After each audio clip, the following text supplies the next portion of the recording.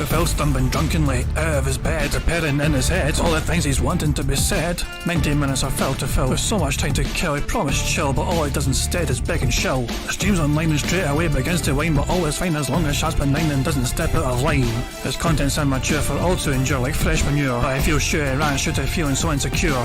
The money earned from yesterday was withdrawn and long gone, as Phil's spending impulse is always set to stay on. If supports are also slow and stays so low and fails to grow, you never know, the show may turn into an easy bingo. Once clicked off across the board with charge to what because his code can be ignored, just how much DSP makes us feel so bored to help us fight or sleep and try to keep alert to watch a creep who play bingo, but Phil will bitch and why his sheep are also cheap, while DSP is chasing green, we're seeing green across the screen as Phil's routine predictability rivals are so machine, snorting, burping, leaning, ban. It matters not if actually fun his child can't see if powers make him feel less of a man. Takes a drink and starts his like before lunching into a big pretending there for bills when truth is there to buy a wrestling JPEG. Talks about his shitty life of college cat and fatty life and all his strife of forgetting that it's unwell and they were rife. With drama he will react but isn't act as a fact as he rehearsed to be exact in how he felt he was attacked. Teacher's nearly over and a win is in sight with what to white despite Phil to light that tips were not white.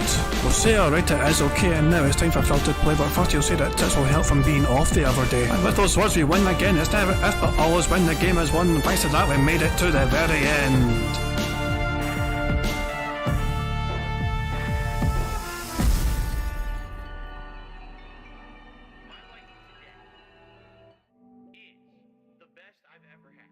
Hey guys, King Jad here, and welcome to DSP Bingo for what is today, Friday the 13th of fucking January. Ooh, spooky, Friday the 13th.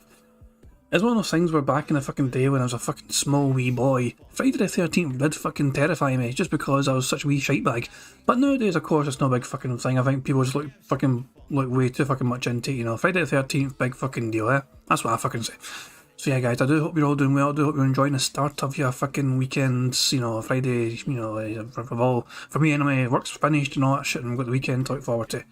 First of all, I want to explain yesterday. Now, there is nothing bad happened yesterday, it was just that I prioritised family over doing bingo, that was essentially it. My fiance's not been sleeping too well lately.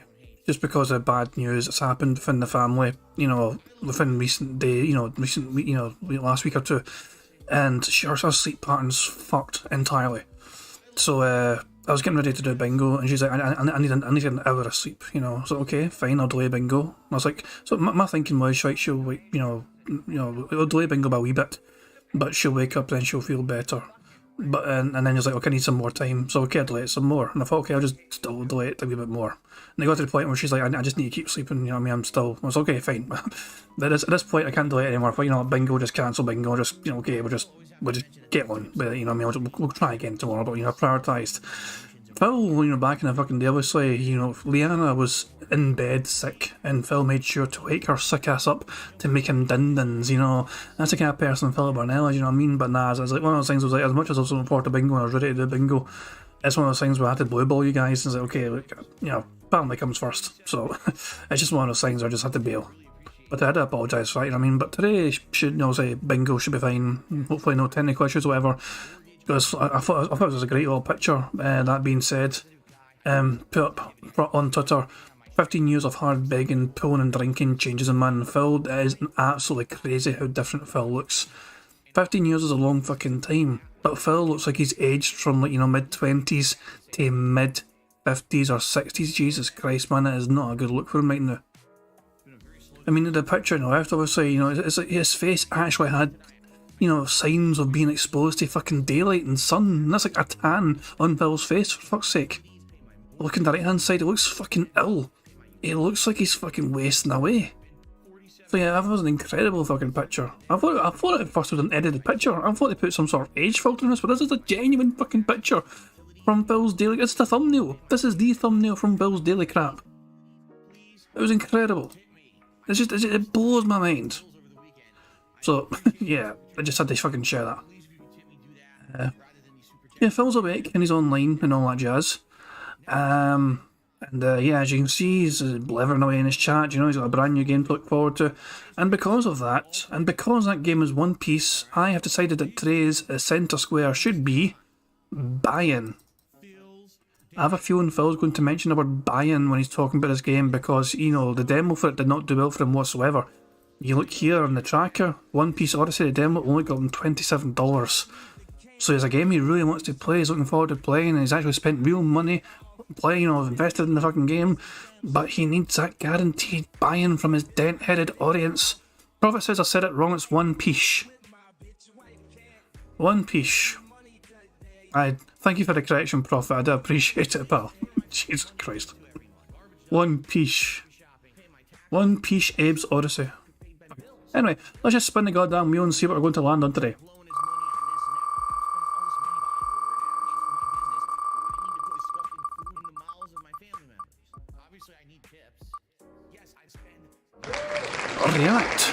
React is our centre square for today's bingo shenanigans. And by the way, just a wee quick update. I had a wee poll the other day. So I was like, do we add percentile to the list of bingo words, or is that not said common enough for inclusion? I waited for the poll to be over, and then I done a DSP and said the poll doesn't matter. Well, I was never going to add percentile to a list of things right now because Phil does not say it enough. I just wanted to fucking wind up Steve. Steve fucking gets triggered as fuck every time Phil says percentile, it just riles him up and all that shit, you know, and his wee glasses all fog up in with fucking anger and fury, you know, and he fucking crushes his nearest look inside bottle in anger. So I just thought I'd just do it for a wee laugh, you know what I mean? It's actually interesting results, you know what I mean? 60 to 40% pretty much, you know. But yeah, I'm not going to add percentile anytime soon, you know what I mean, because Pig Go stats don't lie, but you know, he does not say it enough to merit inclusion. Although we might have a... If Phil says it today, if Phil says percentile today, I am going to have it as a centre square tomorrow. I think that's fair, because Phil is saying it a decent amount of times lately. So we could experiment with it, okay? How's that? If Phil says it today, one, we'll laugh at Steve, and two, we'll have it as the centre square for tomorrow's bingo shenanigans. But that's tomorrow though, that's tomorrow. We have to think about today first and foremost. React is the word we're going to use. I need a number. I need a number between 1 and 200, and the first number in chat I see which contains a number 7 will be the card I pick for today's bingo shenanigans. Francisco Ramos Mejia says 7. He was the first one, and so does Agent Proper as well. But Francisco was the first one though. So we're going with the 7th bingo card, which will be the 8th result, which is the following. The right hand side card is our bingo card for today's bingo shenanigans. Bill bumping the microphone, him leaning in, banning somebody. Tips, him taking a drink, and him getting at least $15+ in tips. That might be a fucking bad one to Phil, considering the amount of support this fucking demo got. You know, that might be a bad one. Interesting, something style. Turbo nose, the turbo nose where Phil goes, no. Now, an engagement. The third row is Phil saying nobody or no one, him pig-splaining something. Buy-in, well, I think Phil's going to say buy-in today. Twitter and alright. The fourth row is Phil saying unique, him pointing at a text on the screen. New games, which is going to be said pretty much because Phil's got new games this weekend to look forward to. Shocked, and it is what it is. And the final row is Phil saying, you know, Phil making a weird noise. Him saying okay. Him saying that being said. Him using hateful swords, and him saying react. That is a bingo card for today. Nasty Fripples, your live list chat is inconsequential because I wanted the first bingo card nomination. I wanted the number which contained the number 7. 13 doesn't contain 7. 32 doesn't contain 7. 3 doesn't contain 7. I wanted a nominated number. I wanted a number to pick one, and it has to contain a number 7. It's just to stop all these sneaky bastards sneaking in with their fucking preferred numbers, trying to fucking get ahead of the queue. These fucking queue jumping bastards. So that's why I fucking do a random number sometimes, just to fucking get it right up the lottie, is trying to sneak that number in there. 69 contains 7. Yeah, if you fucking squint, I'm sure it does. 69 contains 7 if you can slip, you know, yeah, for sure. Anyway, I'm going to save this bingo card very quickly, so I don't want to forget to save it. But yeah, guys, I do hope you're enjoying the start of your weekend so far. Also, for some of you, the fucking day is just beginning, you know. Some of you guys are fucking like, you know, West Coast of America or Canada or whatever, just, you know, it's like 11 AM for you fuckers, you know what I mean? So fucking good morning to you. You know, it goes our way as well. For some of you fuckers, it's like Saturday morning. So, yeah. I do hope you're all having a good one regardless, guys. And I do appreciate you all taking the time to be here to join my dumbass fucking rambling and ranting as we endure Phil's bingo antics. What's he saying? Phil updated his schedule command. Friday, One Piece Odyssey, sorry. And then Friday Night Fights. Phil's bringing back Friday Night Fights. So does that mean, Prophet, are you restreaming Phil tonight for his Street Fighter shenanigans? Because you did do that, I think that's a thing you did in the past, wasn't it? You liked restreaming his Friday night shenanigans, didn't you? So, can we look forward to that later on, Prophet? I do hope so. I mean, if you're not doing it with someone else, I assume there'll be, you know, maybe Anne or Piece or something, but I remember Prophet specifically, and, you know, oh, they're doing Fightcade, Prophet's doing Fightcade tonight. Good stuff.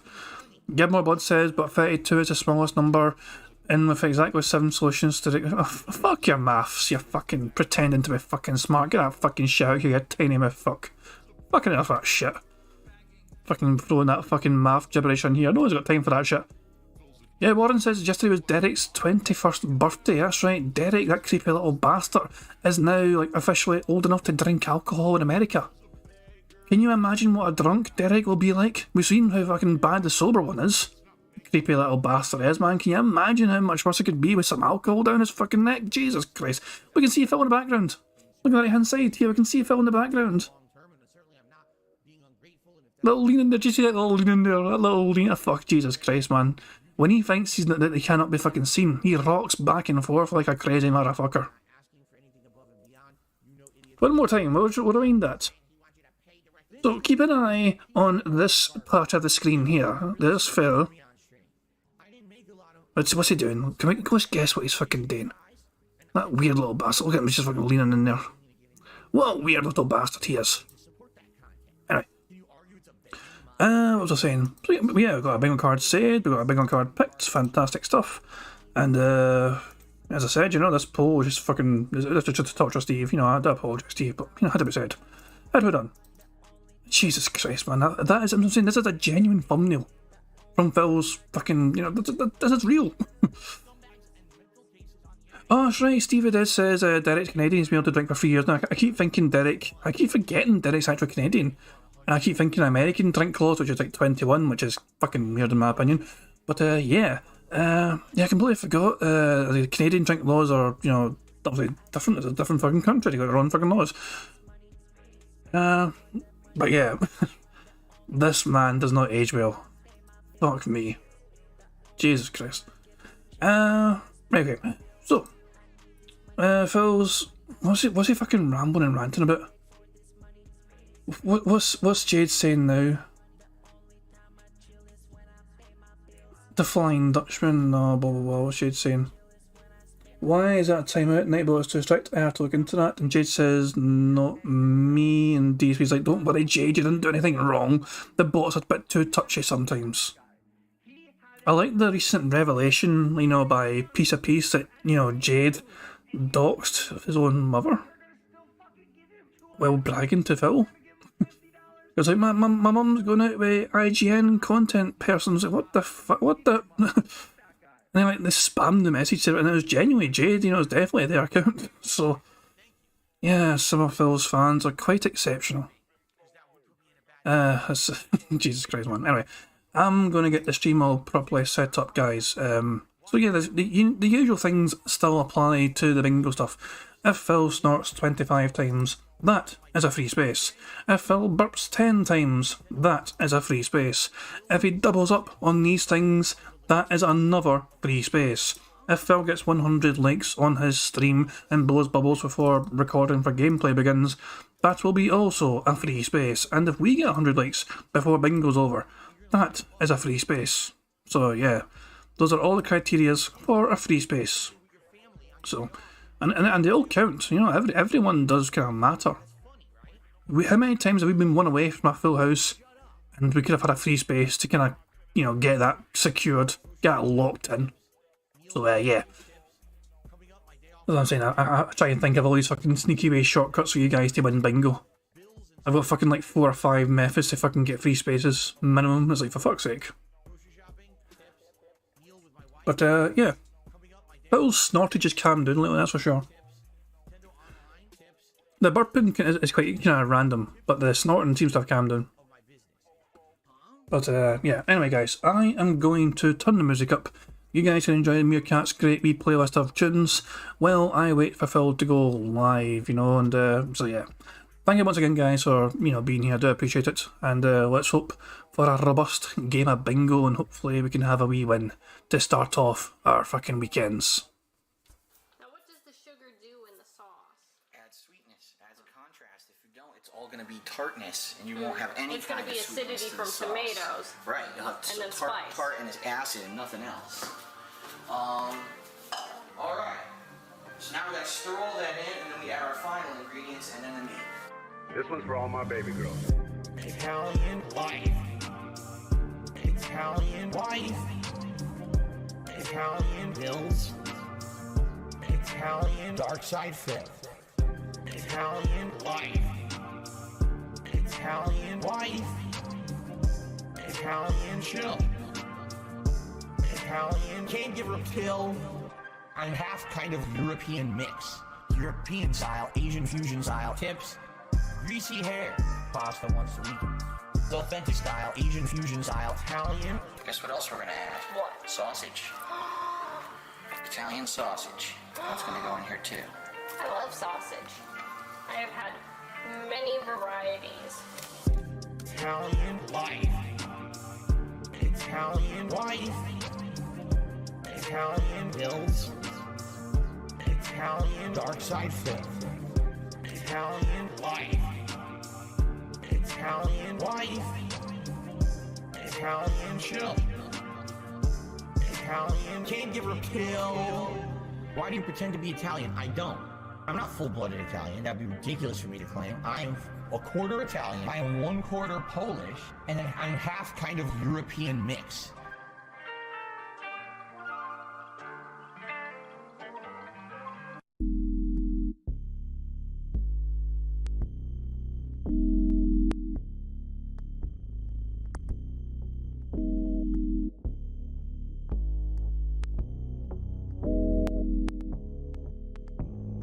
It complements the flavor perfectly. And it's so weird because it's nothing like any other cuisine. It really isn't. I can't even tell you another cuisine that tastes like that. But it's so good. And what I like about Mediterranean food is usually when you get it, you get such a good variety of stuff. Like I got it came with hummus and pitas. You dip the pitas in the hummus, and that was delicious. Robust, insanely flavorful chicken. It's not dry. It's freaking robust. Give me this dipping sauce, garlic infused dipping sauce. Robust. I will tell you guys is thus. Robust. Robust. They came with their rice, which is the seasoned rice. The tastes again. It tastes kind of different from other cultures' rices. It has peas and carrots, but it's also got this unique seasoning in it that's really good. And then also a side salad, which was like lettuce, tomato, onion. Robust. Insanely flavorful chicken. It's not dry. It's freaking robust. Sadly, that brings our enjoyment of the music to an end as the show is about to begin, as you can see. So yeah, I'll remind you guys again, if I miss anything on the card, try and tag my name in chat and tell me what I've missed. I don't try and miss things on the card, it just happens sometimes because I am a stupid bastard. It can't be helped, bugs, bingo mechanics and all shit.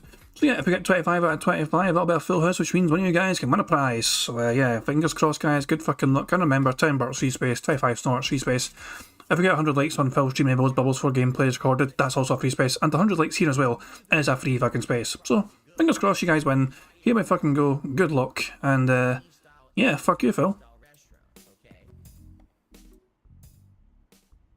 Alrighty, good morning, everyone. And welcome. Whoa! Whoa! My camera has a malfunction. Hold on. My camera did a stupid auto setting. Allow me to fix this. Sorry about that. Sometimes the camera wants to do it whatever it wants. Absolutely. Is it just me, or is Phil extremely low? Is this nothing to do with my settings? My settings are still the same. But Phil's audio sounds so fucking low. That's so weird. Absolutely not. You are not allowed to do whatever you want. Get the hell out of here. That's much better. Ladies and gentlemen, welcome to the Level 1 podcast where we are busy having... Oh yeah, because I missed yesterday, I didn't get to fucking play this. Yeah, Phil, Go back to Supercuts and get your $5 back, jabroni! Oh no! Did Phil just lean somebody there? Did Phil actually just lean somebody? I think he did. Fun down here on Level 1, and welcome, ladies and gentlemen, to the first official new release day of 2023. Okay, hang on. So new release is basically the same as, you know, new games. I'm counting that as that. That's fair. We haven't got soundboard. Did he lean somebody? Black Mage says he sent me a gift on Twitter. Hold on, I got my phone handy right here anyway, so let me fucking check it. Just to make sure it's fucking safe for work. Oh my fucking god. Oh, for fuck's sake. Aye, oh, Jesus Christ, Black Mage, why would you fucking send me that? He sent me a Derek tweet. But he sent me a goddamn Derek tweet. Black Mage, why would you do that? Why would... Fine. Hold on, guys. You guys get to fucking join my misery, hang on. Hold on. So... There it is.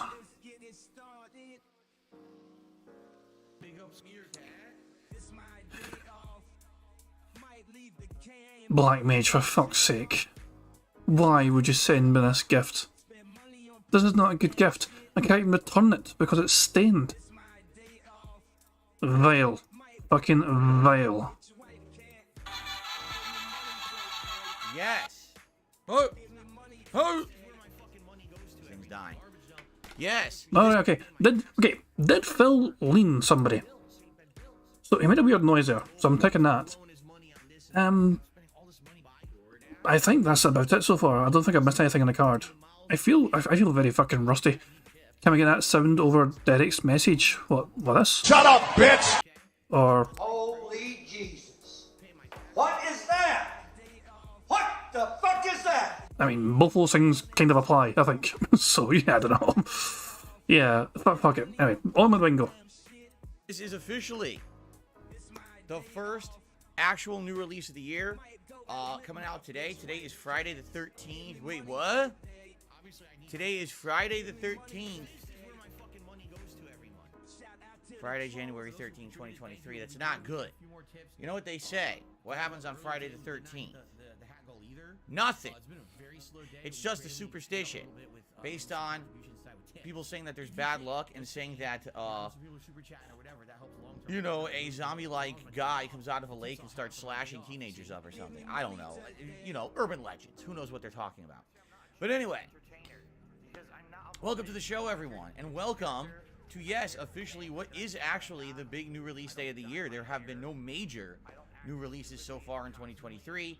Today we are tackling the first one, Piece Odyssey, which was a game that we played the demo of several days ago, and we had some interesting back and forth and discussion about whether or not I would actually be playing the game or not starting today. It is a turn-based JRPG, much like Dragon Quest XI, and I like turn-based RPGs, but admittedly, they're slower paced. Guys, if Phil... I'm struggling to hear Phil, like, snort. I can try and turn him up. I'll increase my desktop audio. Like, but I don't know, I have the maximum YouTube volume. And I can't really... I don't know what more I can do.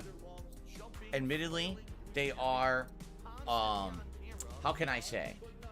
They are more chill, because there's no action-based combat. There's no crazy amount of stuff going on at once. There's a lot of exploration. There's a lot of looting. People know the JRPG formula by this point, right? You know what to expect. Personally, I love JRPGs. I have a great time with them, and some of my most awesome, epic, chill playthroughs that I've ever done here on DSP Gaming have been JRPGs, including games such as Earthbound, the classic Final Fantasies like 4 and 6, Final Fantasy 7, which I just played last summer, the Yakuza Like a Dragon game that came out a couple years ago, the newest installment of Yakuza, right? I mean, I keep going on and on. You know, I've played Chrono Trigger. I've played, there's another one recently, but now it's not coming to mind. But anyway, the reason I really like these playthroughs is because it allows me to kind of sit back and relax and interact a lot with you guys. Even though there's definitely a lot of gameplay elements that need to be paid attention to. I grew up playing JRPGs. These are the kind of games that I feel comfortable in. It's kind of like my comfort zone. And Some people don't like the slower pace. Personally, I find it very entertaining. Because again, Guys, tell me if I need to like turn the music off. Because it's so weird that Phil is almost getting drowned out by fucking music in the background, which has a volume level of 2. I will lower it to 1. This is, I mean, literally, also the volume can go all the way to 100. I have it on 2 by default, and it's like fucking almost clashing with fucking Phil's audio right now. That is 1. This is 1. I might have to just fucking stick it to fucking 1. I don't understand why Phil's audio is fucked up so madly. I don't understand what he's done. I'm able to chill with you guys and have a good time while we also play through an epic story, okay? And, you know, typically JRPGs end up being some of the longer playthroughs I do. In the case of One Piece Odyssey, the reports are the story is a minimum of 30 hours. If you explore and you do side content, you're probably talking between 40 to 50 hours. That makes sense to me. That's kind of what I would expect from a game like this. But the also really cool something about this is that it's One Piece. It's an established intellectual property. It's one of the biggest anime and manga series ever made. Isn't it the longest running? Like, I'm pretty sure it is, right? And I'm excited for this because I used to watch One Piece for a bit. And even though it's been a very long time since I've been, you know, following the franchise, it'll be great to jump back in. Just like every once in a while, I jump back into a Dragon Ball game, right? So it's cool to be able to do that, to jump back into something that maybe you have some history with or you previously liked. So I'm excited to do that with all of you starting today with One Piece Odyssey, okay? Now, by the way, there absolutely was a lot of debate about this, and here's why. Some people were like, it's a slow-paced game. We don't like One Piece that much. We don't like JRPGs that much. And even when I was playing the demo the other night, I definitely saw a split, okay? There was a split of attitudes where half the people on the stream were like, wow, this is chill, this is fun, this is cool, can't wait for this playthrough. And others were like, it's just another JRPG, it's boring, it's blah, blah, blah. And that's the thing. Whenever you play a game like this, you will have a split audience. Like, I don't have a mainstream audience of followers who all like JRPGs. I totally understand that, okay? And there's nothing you can do about that. As they say, you cannot please all of the people all of the time, correct? You can only please a certain group of your viewer base at one time. Personally, I know that I have a group of viewers who love JRPGs, and after kind of talking with everyone over my day off and everything, reading your YouTube comments and everything, it definitely looked like we're in a situation where this would be something that I hopefully would have enough people who want to check it out and support it that I should play it. So I purchased the game, and here we go. Now, I certainly hope that was the case. I hope that everything that people said, the comments that I got, the feedback that I got saying, yes, please play it. It's good variety for your streams right now, and we'd like this kind of a playthrough. Hopefully, people follow through. Hopefully, people show up, engage with the content, interact with me during the gameplay, and, of course, support the streams as well. All right? We'll see. We'll see how that goes today, starting today. Now, here's the deal. We played the demo the other day.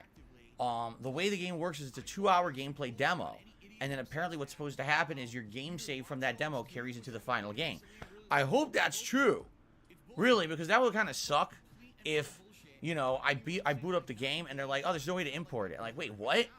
Then, you know, that sucks. You got to do the first 2 hours again. Obviously, what I would do is turbo through it because we already did it. Try to maybe rush through it in like an hour rather than 2. I want to get into a good chunk of the game today. You know, I don't want to just be doing the introduction all day. So we'll see what happens. And hopefully it is a seamless process and it's not a big deal to import the save. I think they were even saying there's unlocks, in-game unlocks if you played the demo. So that'd be nice, okay? And we will just continue right from where we were. Like, you know, wherever it's saved, we're just going to continue the playthrough right from there. So if you didn't see the first 2 parts of the One Piece Odyssey demo gameplay from the other day, you're essentially missing out on the first 2 hours of the playthrough. You got to check that out first or you're going to be like, what's going on in the story? You won't understand it, okay? So, here's the deal with One Piece Odyssey. Before we get into the rest of, you know, we're going to talk about the schedule for the week. And we're going to, by the way, we've got game news to cover today, which is great. We actually have some interesting variety of news stories that I'd like to cover, so we'll be talking about that on the podcast today. Outside of that, not too much else. So that's a good thing. Not too much crazy shit, no drama or anything today. That's always a good thing, right? But anyway, so, with One Piece Odyssey, okay, I realize it's a JRPG, I realize it's slow paced. It's going to be a chill playthrough. I know that. That being said, there's no way we're going to beat this game if I only do it as a night stream. And I know that. If I'm only playing it 2-hour increments and I'm only playing it like twice a week, think about this. Let's estimate the game is 40 hours long, which we don't even know, but let's say it's 40 hours long. If you're playing it 4 hours a week, right? That's 10 weeks. So you're telling me I'm going to be playing this for 2.5 months to beat it? I'm not going to get this done until like freaking March, April? Obviously, that's not going to work, right? So I'm going to have to balance this game with daytime streams. It has to be 3-hour chunks every once in a while. Today, we're doing a 3-hour chunk. Later on in the week, we're likely doing another 3-hour chunk. And we're going to try to do that for a bit. And then when other bigger games come out, right?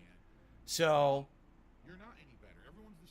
what are you talking about? Yes, I have gifted memberships. We have them. Yes, we have them. Anyway,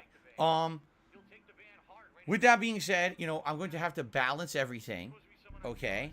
And basically, hopefully, we'll be able to get a good chunk into this game. But then, of course, in 2 weeks, it's actually 2 weeks' time, when the next new release hits, it's actually the Dead Space remake. So I hope you guys will join me for the Dead Space remake when it comes out in 2 weeks from today, 2 weeks from Friday. Yeah, that's right, 14 days. But at that point, likely what we'll do is we'll take games like Piece Odyssey, and maybe for a while it'll become a night stream, and maybe we'll balance it with other stuff.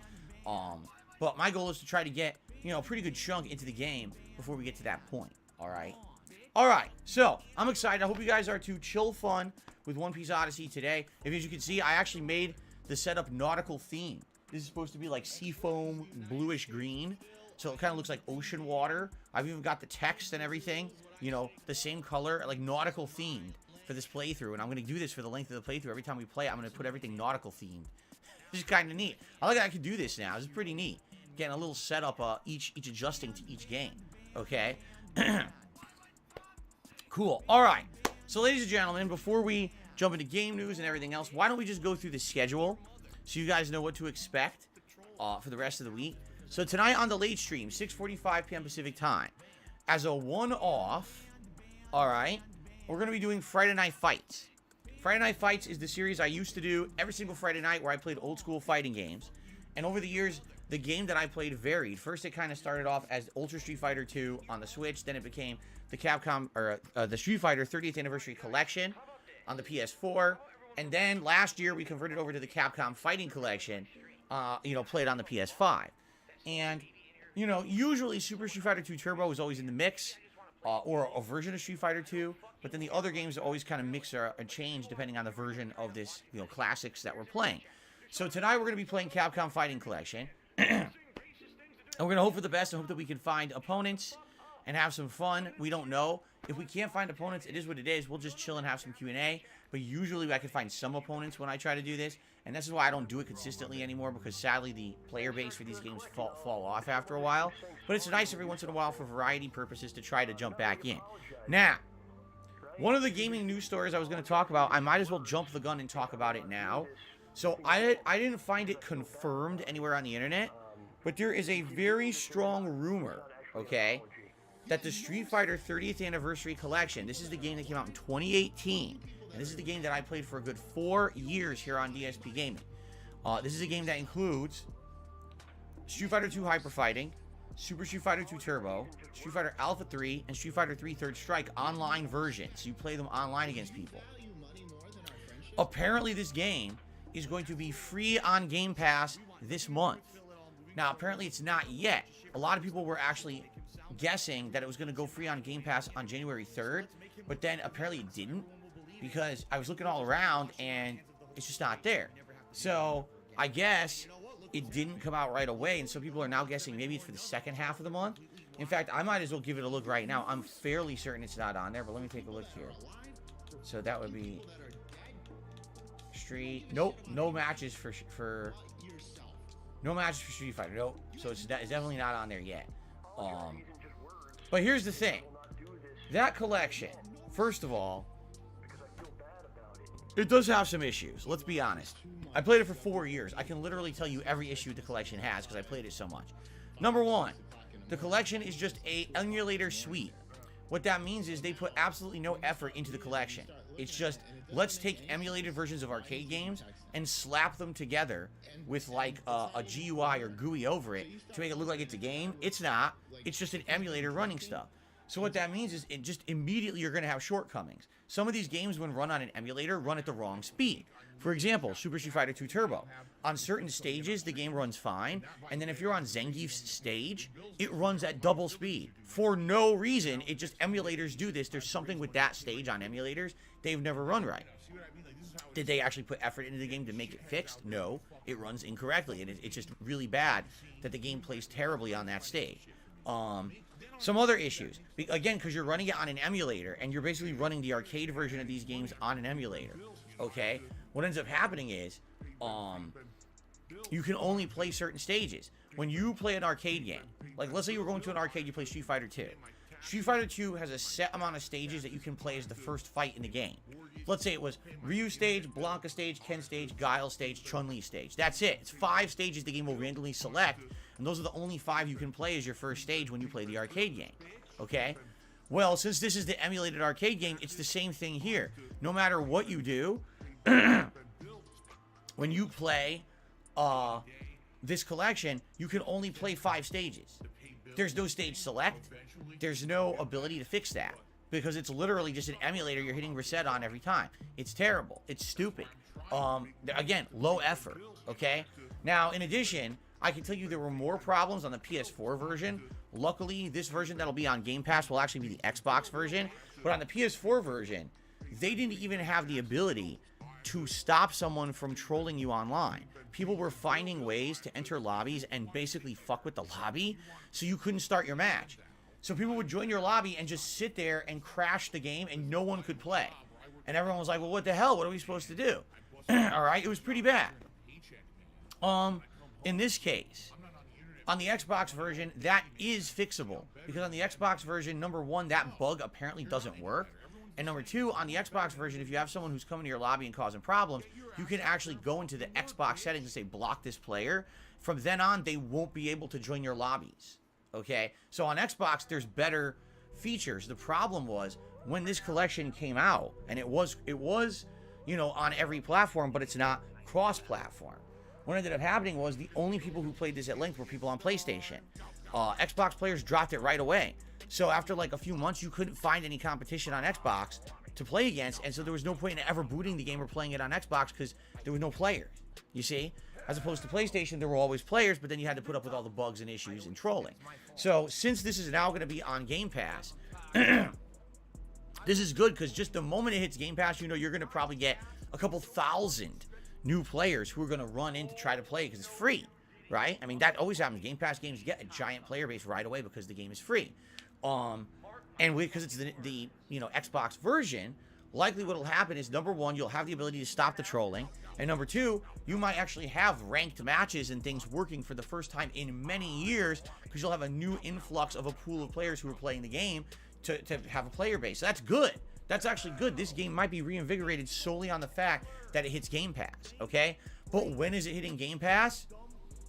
I searched all over the internet, and like I said, all the articles were rumoring it was going to be January 3rd, and then it never hit. So then people were like, oh, well, it'll probably be whenever the next Game Pass update is, but when is it? No one seems to know exactly when the next Game Pass update is. So basically, everyone's just kind of a wait-and-see attitude. So here's the thing. If Street Fighter 30th Anniversary Collection hits Game Pass, alright, if it does, that would be pretty nice. What I'm thinking is, perhaps I could even integrate this into my weekly streams again. We could bring back Friday Night Fights, because there'll actually be a viable way to do it. For now, there's not. For now, Capcom Fighting Collection, it really is like pulling teeth getting matches, and I'm going to do my best tonight to entertain you guys with it. But I guarantee you tonight we're going to have a lot of downtime just sitting around, you know. So let's see, and let's hope, and I hope that it does come out for Game Pass, but, you know, there really is no major confirmation or anything like that, okay? So, we'll see what happens. If it never hits Game Pass, it never hits Game Pass. If it hits Game Pass, great, I'm pumped, because that means we'd actually have a classic game of Street Fighter to play that maybe actually has a player base for once, okay? So let's see what happens. Okay, anyway, tonight, Friday Night Fights, Capcom Fighting Collection. I personally think this is a dumbass move from Phil. He's got a brand new JRPG, One Piece. I keep saying Piece just to make sure I don't annoy prophets, but yeah, One Piece Odyssey. But he should be playing that again, in theory. It's a long-ass game. This is why he's playing it in a day stream, because it's a long-ass game. So why not just do it's a brand new official release day, so double stream day of this fucking game. It means he'll get one extra stream out of it to try and get through it as fast as he can, because as much as he wants to enjoy the game, I'm sure, it's going to be a long-ass fucking grind. Alright. Then tomorrow, on the main gameplay stream, it is the premiere of the Elder Scrolls 4 Oblivion. Now, I did the intro of this game during the Christmas Marathon event. Yes, that sticks. Everything I did during the Christmas Marathon will stay, and we're just going to continue on from that, that hour and a half of gameplay that I did, starting tomorrow. Now, here's the thing about Oblivion, okay? I need your buy-in with Oblivion. What do I mean by that? Isn't that wonderful? He said the thing I had to center square for. He needs that buy-in. That is our first bingo of the goddamn fucking stream. Hooray!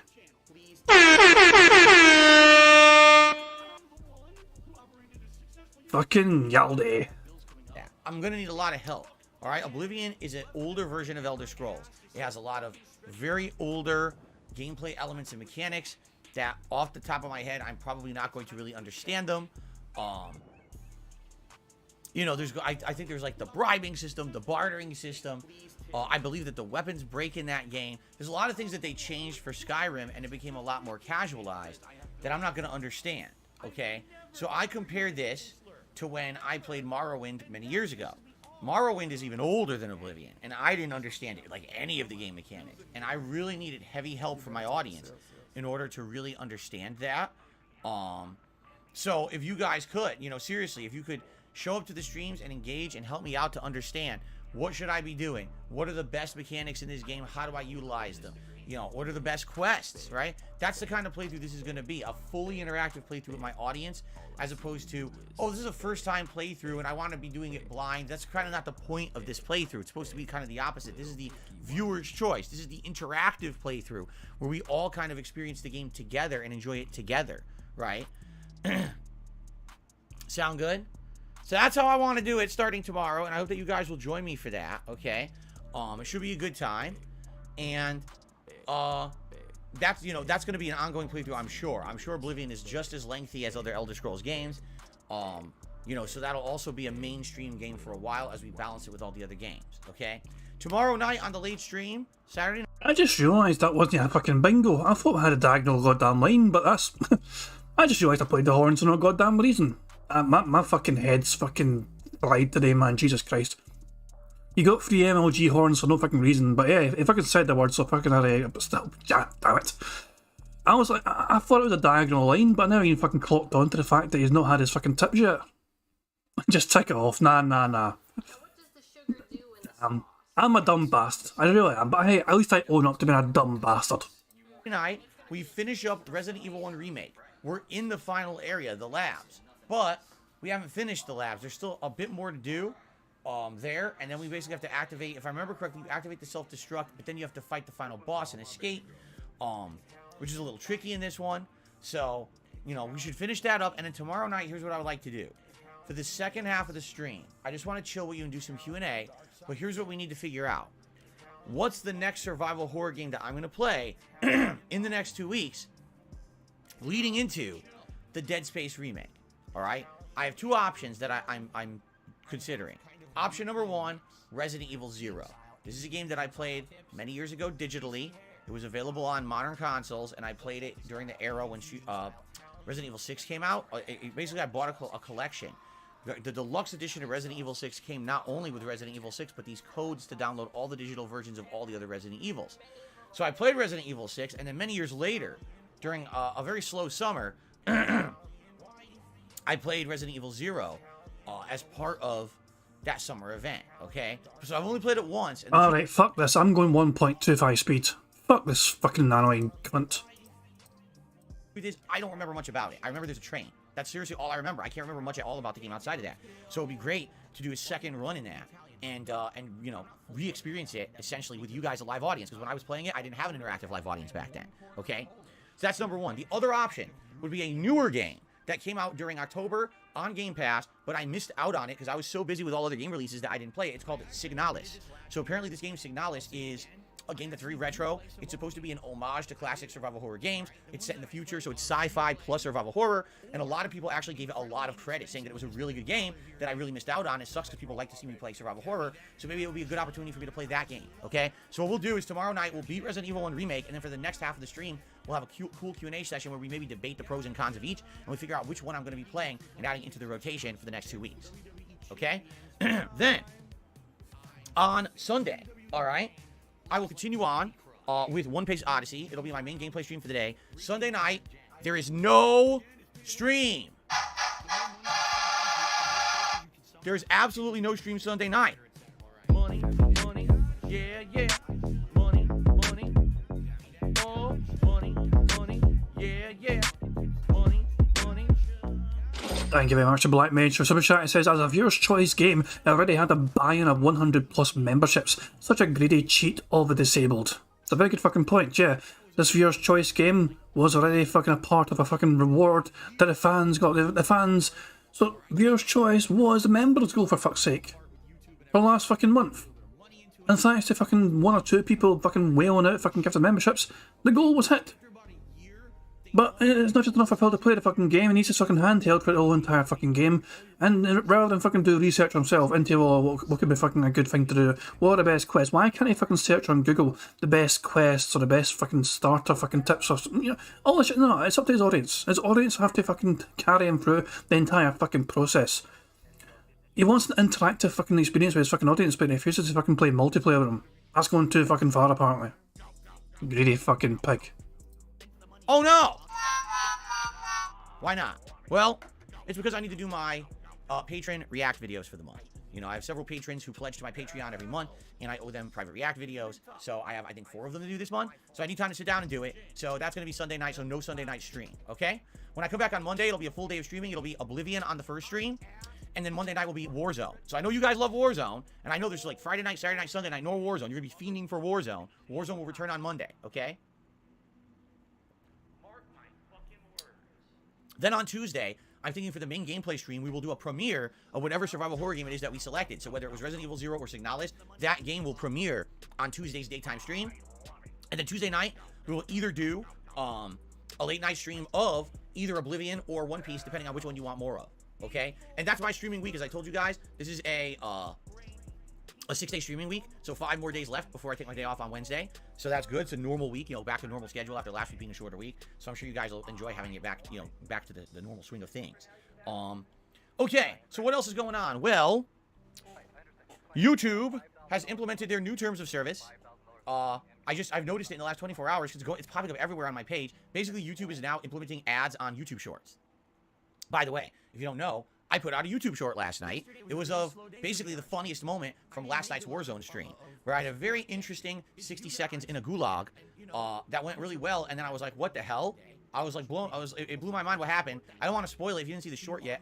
I definitely recommend you should check out the YouTube short. It was pretty... Okay, let's check out the short. By the way, I have ad block on, so Phil's not getting a fucking penny from me. Fuck you, Phil. And anyone else whose fucking content I watch. I rob everyone. I deny everyone a fucking ad revenue. Doesn't matter if it's fucking friend or foe. I'm a complete piece of shit that way. So let's see this fucking YouTube snort.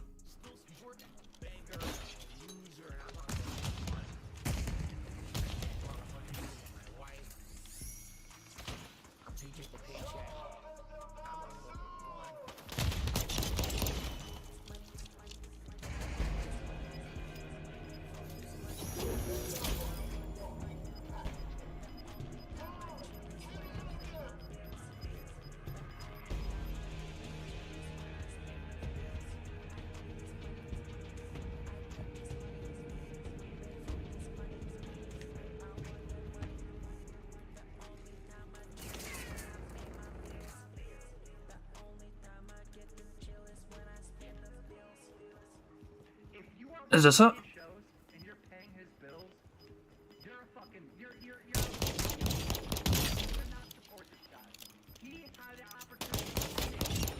Gulag. What? That was the whole thing. It essentially said 2 words only. So what, did he kill the fucking, you know, the jailer, but he fucking done it too late, so it fucking counted as a loss, a defeat? I mean, of course there's gonna be a fucking time limit, otherwise people just fucking run ring and rosy around the entire fucking gulag until, for as long as fucking possible. Can you imagine that? But of course there's gonna be a goddamn time limit. Imagine someone fucking trying to deliberately fucking just, you know, bait the fucking jailer around in circles the whole entire fucking time for ages. Meanwhile, in the fucking game itself, in the Battle Royale game itself, for people trying to fucking get back into, the fucking numbers are dwindling down more and more and more and more. Yeah, I'm gonna wait as long as fucking possible until it's like fucking, maybe like fucking, you know, the final 10, and then I'll try and kill this fucking jailer guy right at the fucking, you know, after like 20 fucking minutes of running around in circles. No, of course there's a fucking time limit, Phil. Dumbass. Entertaining, okay? So, apparently starting February 1st, YouTube is going to be putting ads on YouTube Shorts. Don't ask me how this is going to work, because YouTube Shorts, at the longest, are 60 seconds long. So how long of an ad are they going to put on this thing? Was that a burp? I couldn't really tell. Or 60 seconds long? Yes, that's a burp. I swear, I wish I could fucking... I have no idea what he's done with his audio, but I cannot hear his burps and snorts today, man. Oh. So how long of an ad are they going to put on this thing? You know what I'm saying? Like, if you're watching a 5 to 10 minute, sometimes hour-long YouTube video, all right, put a 30-second ad on it, right? What are they going to be putting on a 60-second YouTube short? Again, some of these YouTube shorts are like 10 seconds long. What kind of ad are you putting on that? And the thing is, it's unavoidable. You can't, like, it's just happening, so just deal with it. YouTube shorts are going to have ads all over them starting February, and it's just a new thing. There's nothing you can do about, okay? So already, they've started the bombardment for those of us who are in the YouTube Partner Program with, hey, you got to sign up for the new program. You got to approve the new program thing. You got to do this. You got to do that, okay? So everywhere I go on my channel, there's a pop-up. There's a new terms of service you must accept. Click here to accept. So I actually read through them yesterday. There doesn't appear to be any change, at least from what I can see on the surface. There doesn't appear to be any change to the terms of service for partners from what already exists. The way it works on YouTube is that YouTube keeps 45% and you keep 55% of all ad revenue on ads that run here. So you get a little bit more than half, but YouTube still makes a pretty giant chunk of money off of everyone who runs content on YouTube.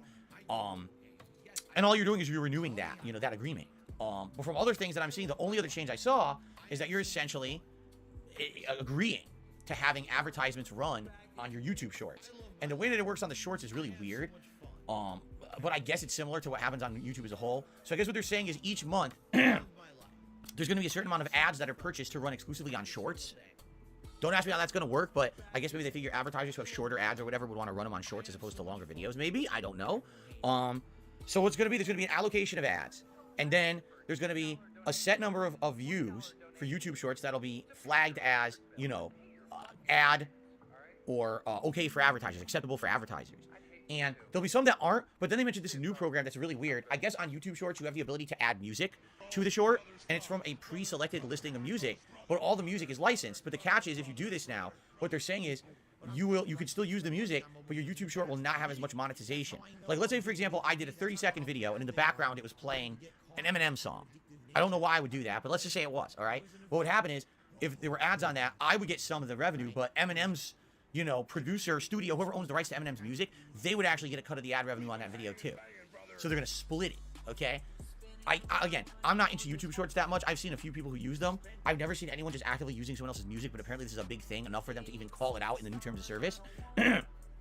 So that's how it's going to work. And I guess if you make a YouTube short and you don't use any music, you will get a bigger chunk of the ad revenue to go around. And also the way that they're saying it is, the YouTube shorts will now just be like a running thing. So you watch one person's short, there'll be an ad, a short, an ad, and immediately we'll play another short, and then an ad, and then another short. So for every short you watch, you also have to watch one ad. That's what they're saying. That's how the system is going to work. And I guess it's the ads that play before and after you get the revenue from both is how it's going to work. But it was kind of funny because they gave a hypothetical. All right, here's the hypothetical they gave. They said, let's say that in any given month, okay, I think the hypothetical they said is there was a $100,000 budget. Now that actually sounds low to me. Only a $100,000 budget for an entire month on all of YouTube for YouTube shorts. That sounds like it's low. All right, but this is their hypothetical. Let's say in a given month, all right, there's a $100,000 budget for YouTube shorts. and you put out a YouTube short that doesn't use music, okay, and it gets 1 million views. So they do some quick math, and they're like, you will make $400 on your YouTube short, okay? So if you actually do math, and this is all hypothetical, right? Let's say that was the situation. I did the math, and let's say like a typical YouTube short I put out will get like 1,000 to 3,000 views, depending on what the content is. Let's say I made like 1,000 views, okay? I'll probably make like 25 cents. I'm serious, like that's how low it is. That's how low the ad revenue is for this kind of stuff. So essentially, you have to be putting out YouTube shorts constantly, and or you have to be putting out YouTube shorts that somehow go viral and will hit the algorithm, and then maybe you have a chance of making some money on your YouTube shorts. Okay? So, this sounds like it's going to be kind of a messy system. Let's be honest, YouTube shorts have no advertising on them right now, correct? So if they have no advertising on them, and all of a sudden overnight, there's an ad between every single YouTube short on YouTube, don't you think that's going to hurt engagement? Don't you think people will be like, I don't want to watch all this? Oh, by the way, they did mention something else. Okay. If you are a subscriber of YouTube Premium, which I am, by the way, the people who you watch their content will get credit on a YouTube short. Money, yeah, yeah. Money, money. Oh, money, money. Yeah, yeah. Money, money. Thank you very much to Hum Along. If you can't sing along for Super Chat, says, and Bingo was his name. Oh, big ups, pal. Thank you very much, Hum Along. If you can't sing along, I do appreciate it. Big ups to you too. Phil fucking trying to explain this fucking thing, ad. Basically, the more people that watch your fucking videos, the more ad revenue you can earn. It's like, yeah, basically it's going to work out. It's always fucking worked on YouTube. It's going to fucking translate over to fucking shorts instead of just fucking normal YouTube fucking videos with ad revenue. Under-fucking-standable, Phil. Aye, fucking shocking, isn't it? And Phil's like, I want to fucking make so much fucking money on these shorts, but if I need to fucking put effort into it, and if I need to make that shit go viral, then god damn it, why are you trying to fucking deny me all these thousands of dollars? Oh, Christ almighty, oh, Jesus Christ. It just, fuck me, man. This is the guy, he's bitching and whining about fucking, at his current rate, I would make a quarter. Look at me using American fucking currency terms. I would make 25 cents. I'd make a quarter. I mean, and so, you've been bitching and whining about fucking ad revenue, fucking income for so many fucking years now. It is a fucking very, inconsequential part of your, monthly income. It makes up a small percentile of your income, yes, but it is not that big. It's not fucking significant. It's like a couple $100, a few $100 maybe. Most of your income comes from super chats, memberships, and the like. Steve, I know you're still there. That's why I fucking said it, pal. Love you, buddy. But yeah, it's a fucking waste of fucking time for Phil to fucking spend so much fucking attention and focus on this ad revenue shit, especially for fucking YouTube Shorts, which will not earn as fucking much, ad revenue anyway in the first fucking place, especially for fucking Phil, whose videos don't really gain that much fucking traction. One or two might occasionally get a little bit of attention, but nowhere near levels to fucking, make it, for him to fucking actually care and put actual genuine effort into it. Which I am, by the way. The people who you watch their content will get credit on a YouTube short, and you don't have to watch the ad. Just like if you watch YouTube videos or streams and there's ads, you don't have to watch them, but they'll still get credit for it if you're a YouTube Premium subscriber. So basically, let me put it this way. If you want to continue to watch YouTube at its best, all right, and you don't want to be bombarded with advertisements, I do strongly recommend you get YouTube Premium. And I'm not a shill for YouTube. I don't make any money by recommending this to you. But from personal experience, I've been using it ever since I started to React content last year. And man, let me tell you guys something. To never see an ad on YouTube, all right, to be able to do things like play a music playlist in the background while you're doing other stuff, it's really nice. And also to know that you are supporting the content creators whose content you watch without having to watch intrusive ads. That's another awesome thing, because if you like the content creator, and I'm not saying me, I'm sure there's tons of content creators that many of you watch out there, right? You want to support them in some way. And instead of sitting there and having to watch these terrible ads, just if you become a YouTube Premium member, you're giving them exactly the same support as if you sat there and watched those terrible ads. So let me ask you this. What's more valuable to you? Your time of having to watch these intrusive 10 to 30 second long ads every single video you watch on YouTube, or paying like $13 a month? There is another option, by the way. I am a piece of shit, as I said.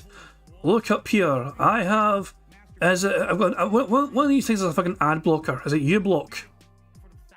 I think it's something. Yeah, there's all sorts of different fucking ad blockers you can use for fucking YouTube shit. You know what I mean? God damn it! I do not fucking play. I don't care about fucking ads on YouTube. Yeah, uBlock Origins, what I fucking use, it works quite well, I feel. But yeah, I'm a piece of shit like that. There's another option right fucking there. Look at Phil trying to get in the fucking hashtag game. Hashtag one Piece Odyssey. Did he misspell Odyssey? Did he actually misspell the word Odyssey? By the way. You see this shit? Am I crazy? Or has he misspelled that?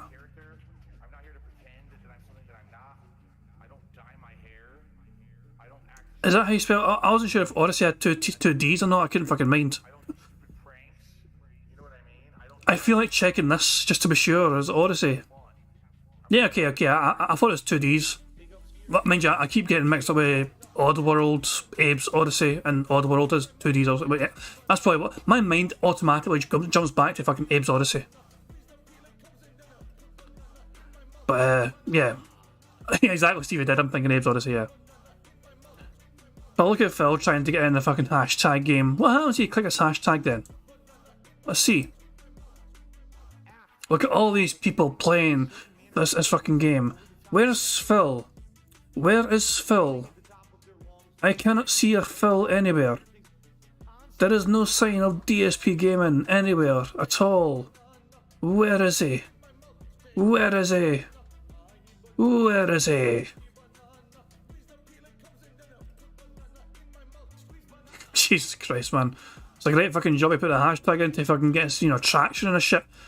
384 people. It's the same amount of people as fucking usual. Jesus Christ. What's more valuable to you? To me, I'd be much more okay paying $13 a month than wasting my time watching these shitty ads and or blocking the ads and now basically hurting the content creators who you like and support, right? You don't want to do that. You want to support them.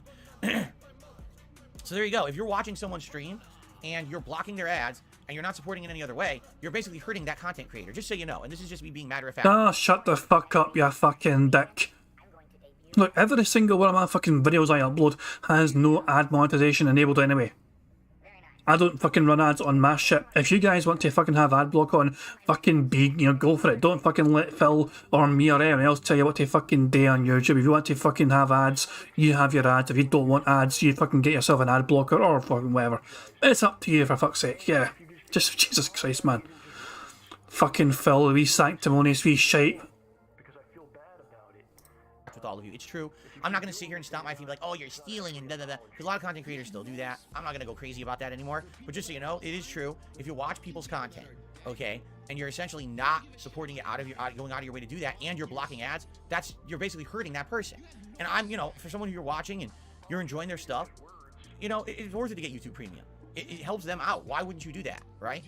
Oh, and by the way, it's foolproof. All the ads fully get blocked. You don't have to worry about nonsense not working or whatever, too. Okay? So just think of it this way. If YouTube Shorts are going to go ad short, ad short, ad short, I don't know about that, man. You know what? I predict overnight a dramatic dip in the viewership of YouTube Shorts. But maybe I'm wrong, you know. But I'm just saying, I certainly believe, case in point here, that's going to be something that's going to hurt it. But if you have YouTube Premium, you won't see those ads, but you're still supporting the content creator. So anyway. So it's funny because I accepted the new terms of service yesterday. I read through them. They don't seem like any different than the old one, so I accepted it all. But today I boot up my YouTube to start the stream, and there's another pop-up. Why is it there? I click on it. You already accepted these terms. You don't need to do this. You're fine. Oh, okay. Get out of there.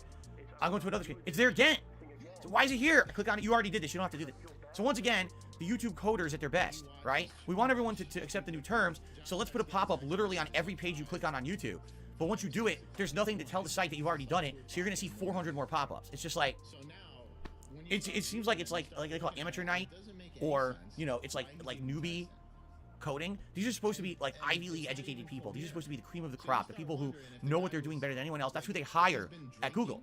And it's like when they institute these changes, it's like, did you just start yesterday? Like, did you not understand that people don't want to see the same pop-up 17 times in one day because you're inept and you can't remove it once they accept the terms? Like, what is this?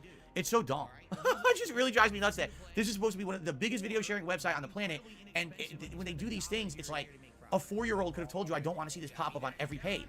Like, how do you think that this is okay? But anyway, I digress. So that's coming. That's a change coming. For those of you who watch YouTube Shorts, I will forewarn you. February 1st may be YouTube Shorts D-Day because, man, I think there's going to be a war going on when people are like, I don't want to watch these ads on the Shorts and fucking people going crazy over it, you know? I really predict that it's going to be a downfall for Shorts if it's going to implement the way that they're talking about, okay? All right, anyway. So, that's coming. So, what else do I want to talk about before we get to game news? I guess I haven't mentioned this in a few days, but I should attract your attention to this right here. Our members total for the month, what we're going for, what we're trying to hit, all right? And how much time we have left. So how much time do we have left to hit this members goal? We have 11 days because it was actually on Christmas Eve last month that we got a big bomb of gifted memberships. It was like 102 gifted memberships that allow us to hit our goal, which means that's why we were doing Viewer's Choice this month to begin with, is because we hit that goal, okay? Those are going to expire. And no, I don't foresee that in 11 days, all of a sudden, over 100 people say, oh, we're just going to renew, right? We might have a few people that enjoyed having that membership over the last month and they'll renew, but not the majority of those people, okay? So with that being said, we're going to have a dip in members, and it's just an inevitability. So if we're going to hit this goal for the month, we have to hit it in 11 days, all right? Now, what is the reward for this month? The reward for this month is a very cool, unique event, the likes of which I've never done before. DSP's Super Bowl Saturday Bash. The day before the Super Bowl, which I believe is February 11th. It could be February 12th, but I think it's February 11th. It's a Saturday. I'm going to be dressed up in NFL attire. I have several NFL jerseys that I'll be wearing. I'm going to be getting NFL-related peripherals and things to try out and do stuff with on the stream. Maybe I'll get one of those hats with the beer cozies you drink through a straw and stuff like that. I'm going to be eating a variety of snacks that are things that you would probably watch if you were, watching a football game. And I'll likely be ordering some food, maybe some pizza and wings and stuff. Again, the kind of stuff that you would order for like a Super Bowl party.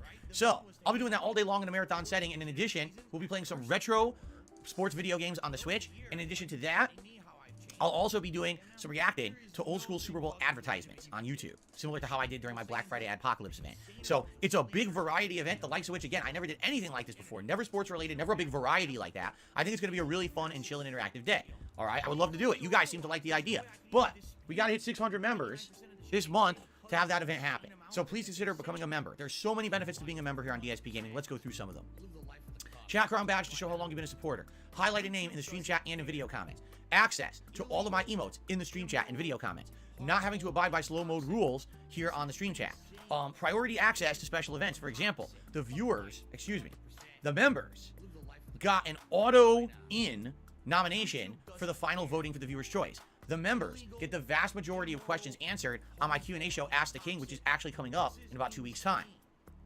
So, members get a lot of benefits around here, okay? I know people love them, so please consider becoming a member.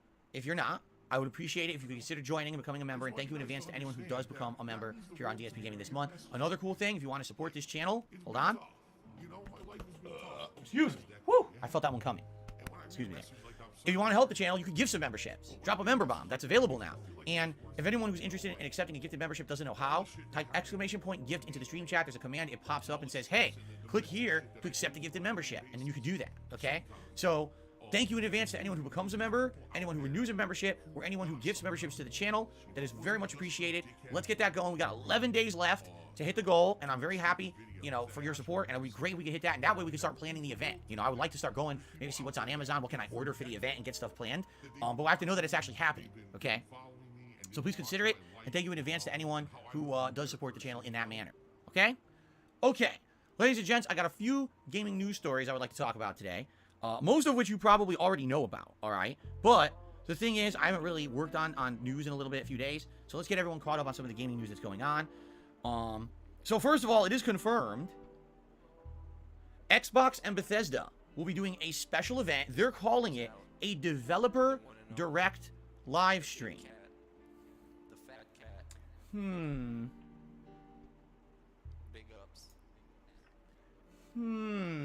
Where have I heard that term direct before?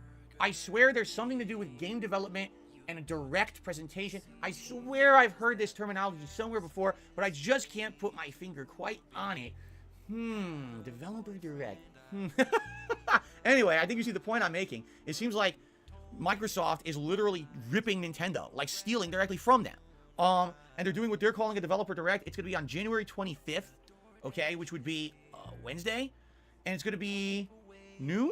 I think it's noon Pacific time. And it's supposed to specifically have updates for the following games: Forza, Redfall, Minecraft Legends, and Elder Scrolls Online. Now, they've already come out, and they said, do not expect information on Starfield. Starfield will not be featured in this presentation. To which literally everyone's like, well, thanks for telling us, but then what was the point? Like, what's the one game that everyone is the most hyped for from Bethesda, that everyone wants information on? We want no release date. We want more details on the game. Like, it's the big one. That's the one everyone wants information on. No information on Starfield in this presentation. It's like, you know, this confuses me, right? This very much confuses me. I don't understand it. Oh, by the way, if some of you are clicking the gifts link and it says that allowing gifts is not available, that's because you're probably on a brand account, or you're international, and a lot of people who are international to the United States can't get gifted memberships. I know they work. We just got one yesterday, but yeah, people are saying they were clicking on the the gift exclamation point gift and were saying, oh, I can't get a gifted membership. There's limitations to it. If you're on a brand account, it doesn't work, and if you're in certain places, can't get them. So if you're seeing that message, likely you're one of those people that sadly can't get it. If you don't know what a brand account is, I'm sorry, I can't even explain it. YouTube years ago made these weird accounts that are branded or something, and I don't even understand the difference. So sorry if you can't get it. That sucks. But I know for a fact they work. Like I said, I just got them yesterday. So okay. Anyway, so that being said, what was I gonna say? Oh, we're talking about this developer direct event, right? So apparently there is going to be an event for Starfield. All right, they are going to do one. We just don't know when, or where, or what it's going to entail. But they're promising there will be a Starfield specific event coming. But don't expect Starfield in this upcoming event on the 25th. Okay. So the way I see it is, oh, this is funny. Phil Rona says, just listen to this. No idea how or why I got labeled as a brand account. I looked up why I can't get gifts. Then I found out I am brand account. Laughing out loud.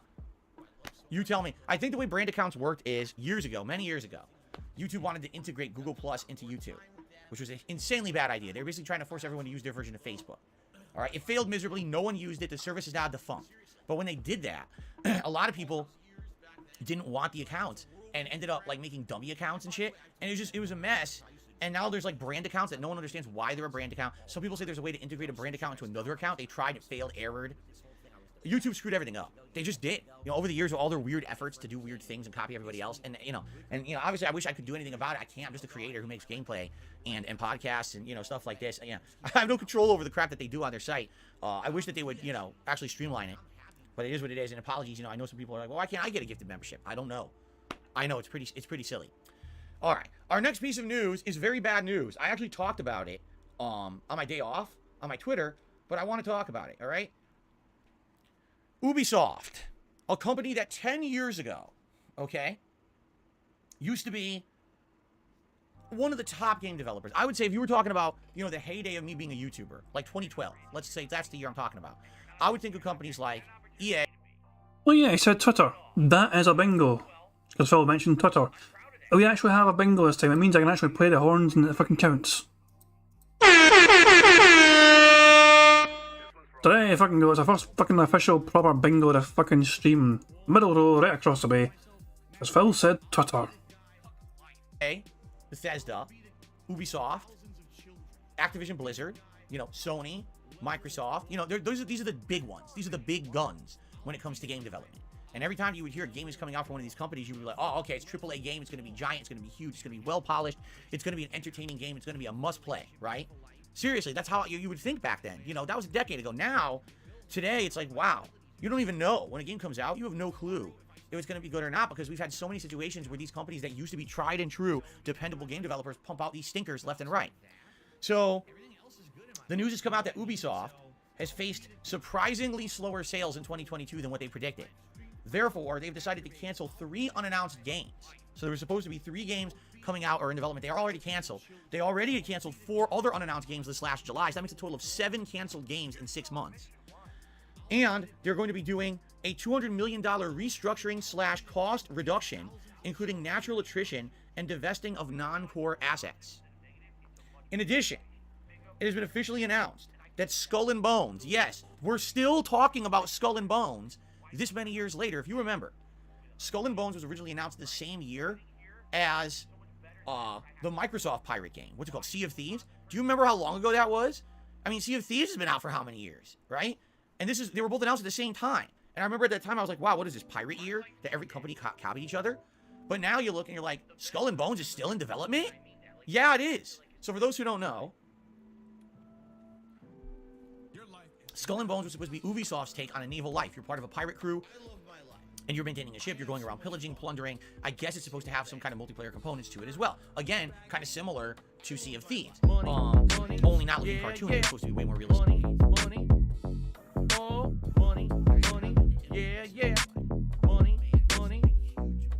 Thank you very much to Superior Artist for subscribing to the channel. And by the way, guys, I have just gotten over a 2200 sub mark. So if you subscribe to me, thank you very much. I do appreciate it. So yeah, guys, I'm still randomly, slowly growing steadily, I guess. But yeah, thank you very much, guys, for subscribing. I do appreciate it. That's me just over 2200, as I said. So yeah, cheers to that. Again, kind of similar to Sea of Thieves. Only not looking cartoony. It was supposed to be way more realistic of a game. But this game got delayed a million times from all reports that we're hearing, and these are just rumors. The game already was completely reset once or twice, and they had to keep going back to the drawing board and starting over. Now, here's the real rumor, because a lot of people are like, well, I don't understand. This game's been in development for like 6-7 years. Obviously, it's going to end up not being good. Why are they still saying it's coming out? The rumor is that Ubisoft got into a deal with the Singaporean government, because I guess their studio that's making Skull and Bones is located in Singapore. They ended up getting either like a tax credit or a tax loan. They got a big thing that was a break from the Singaporean government because they said they were making this game.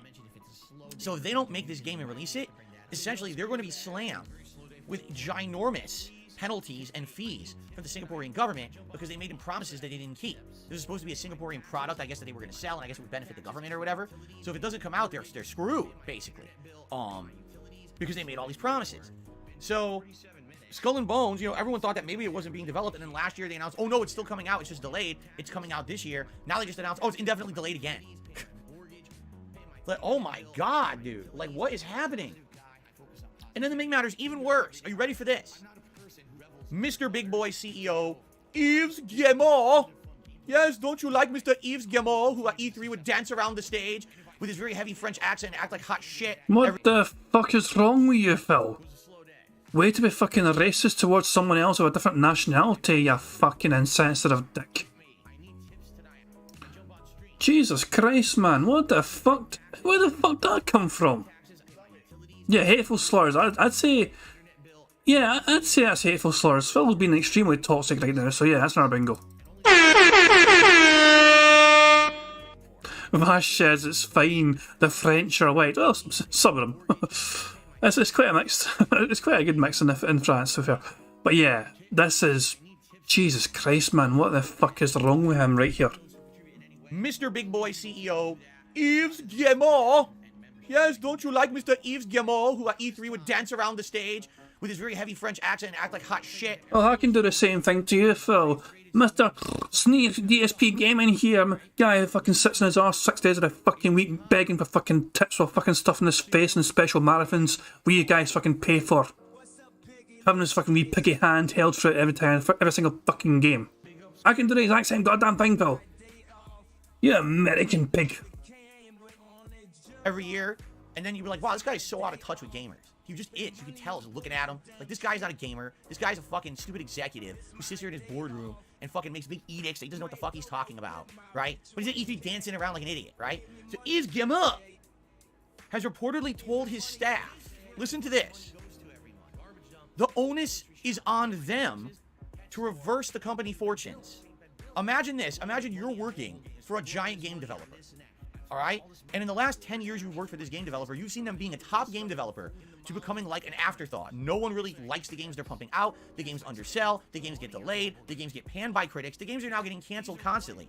So who's responsible for that? Is it you, the line-level coder, who just does what they're told, making games? Or do you think it's probably the upper management that probably have made some mistakes and should change the way that they're directing that ship? Correct? Well, according to Yves Guillemot, the upper manager, the CEO, oh, it's up to the staff to fix the problem.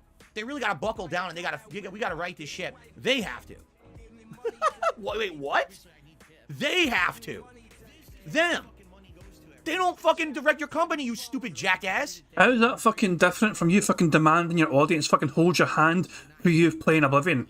You're the content creator, Phil. You fucking make the content for other people. You're trying to entertain your fucking audience here, but you fucking demanded your audience hold your fucking hand for the entire game of Oblivion. Money, yeah, yeah.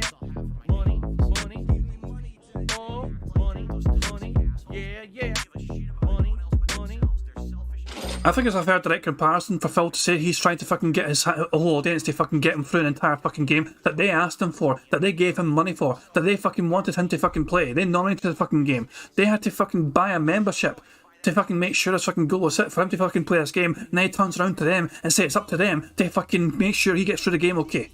They paid him money so they can fucking get him through the fucking game because he's too fucking stupid to try and get through it himself. He lacks a fucking grey matter in his fucking tiny, piggy, greasy head to fucking get through Oblivion all by himself. So it's up to the entire fucking audience to hold his hand every single step of the fucking way, even though they paid for the game already. They fucking got the fucking goal hit already. They'd nominated the game already. They wanted Phil to play it. And then he turns around to them and says, by the way guys, it's up to you to make sure that you fucking help me get through this fucking game, because I'm not going to fucking try and, solve problems myself. I'm not going to try and think of things myself. I'm not going to do any research myself on the matter. No, it's up to you guys, the audience. It's the exact same fucking thing. Anyway, rant over. Barrett Wells, thank you very much for super chat. He says you can tell by looking at him. Sorry, 2 seconds. I had to clear my throat there, but I muted the microphone because I'm not a piece of shit like Phil is. So Barrett Wells, thank you very much for super chat. He says you can tell by looking at him. Phil hates games, but wears t-shirts with game references on them, so he's a gamer, guys. He's a fucking hypocrite. Mocking some fucking French CEO guy when he's so much guilty himself of being an idiot.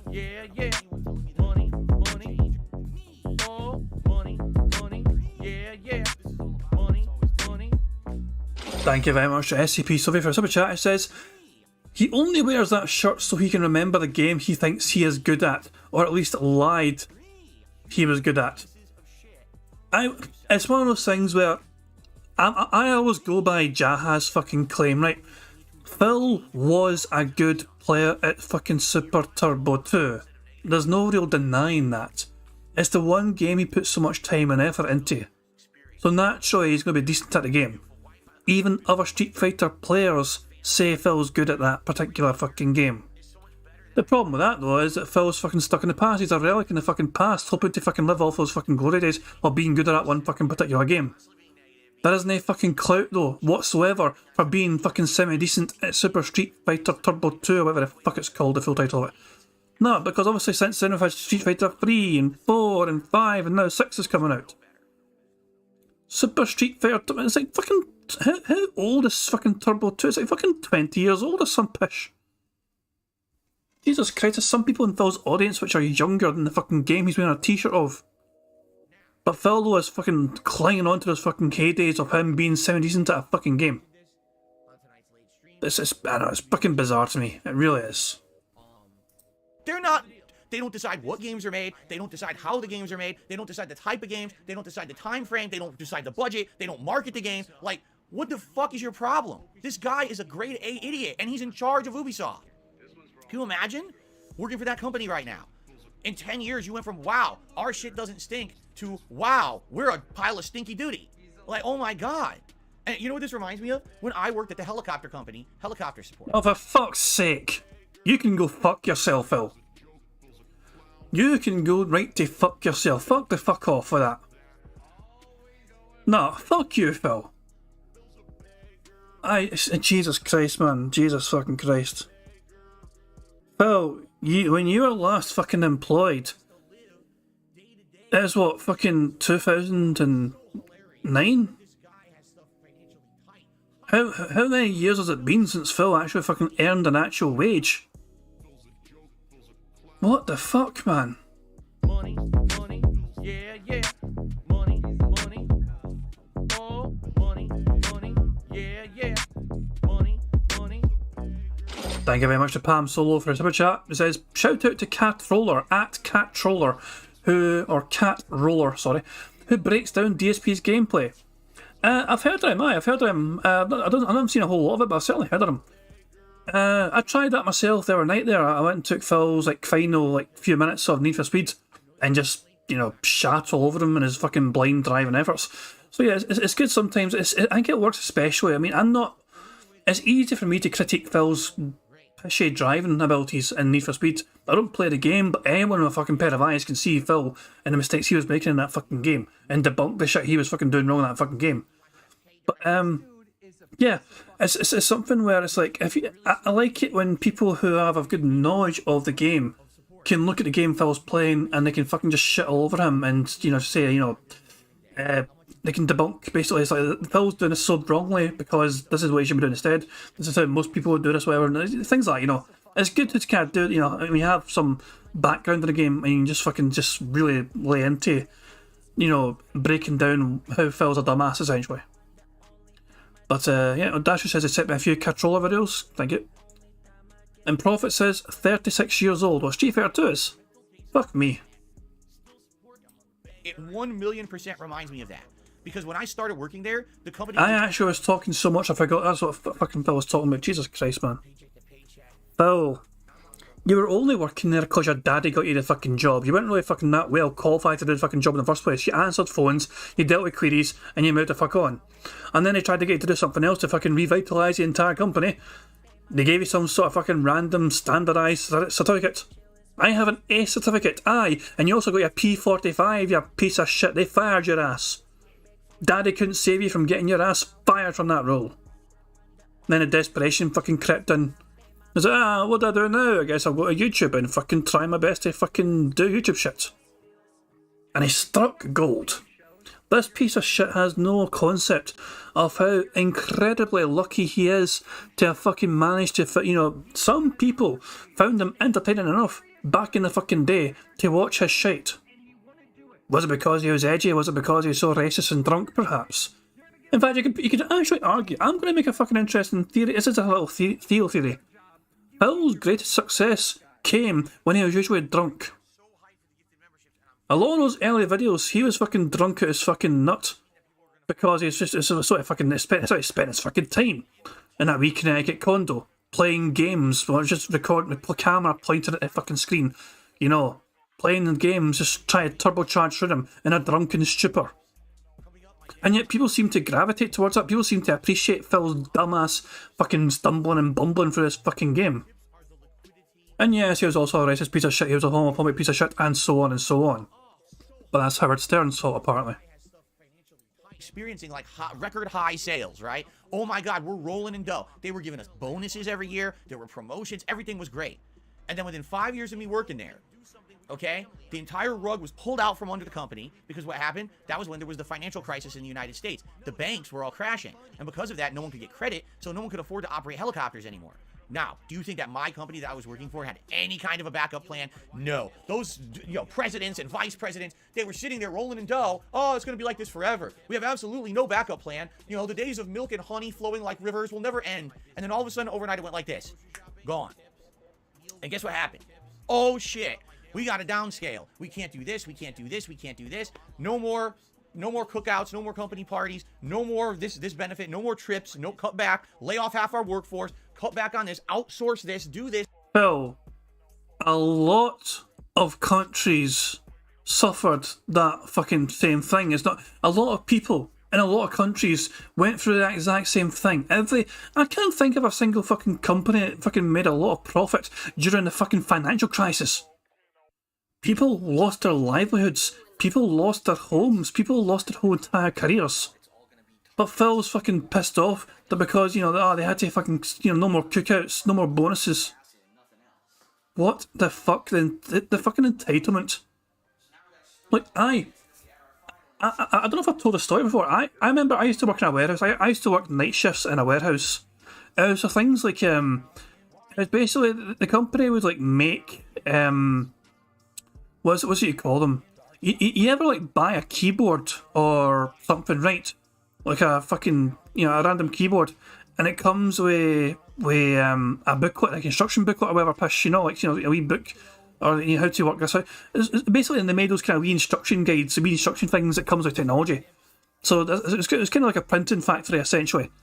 And I lost my job there before because of a tsunami in Japan.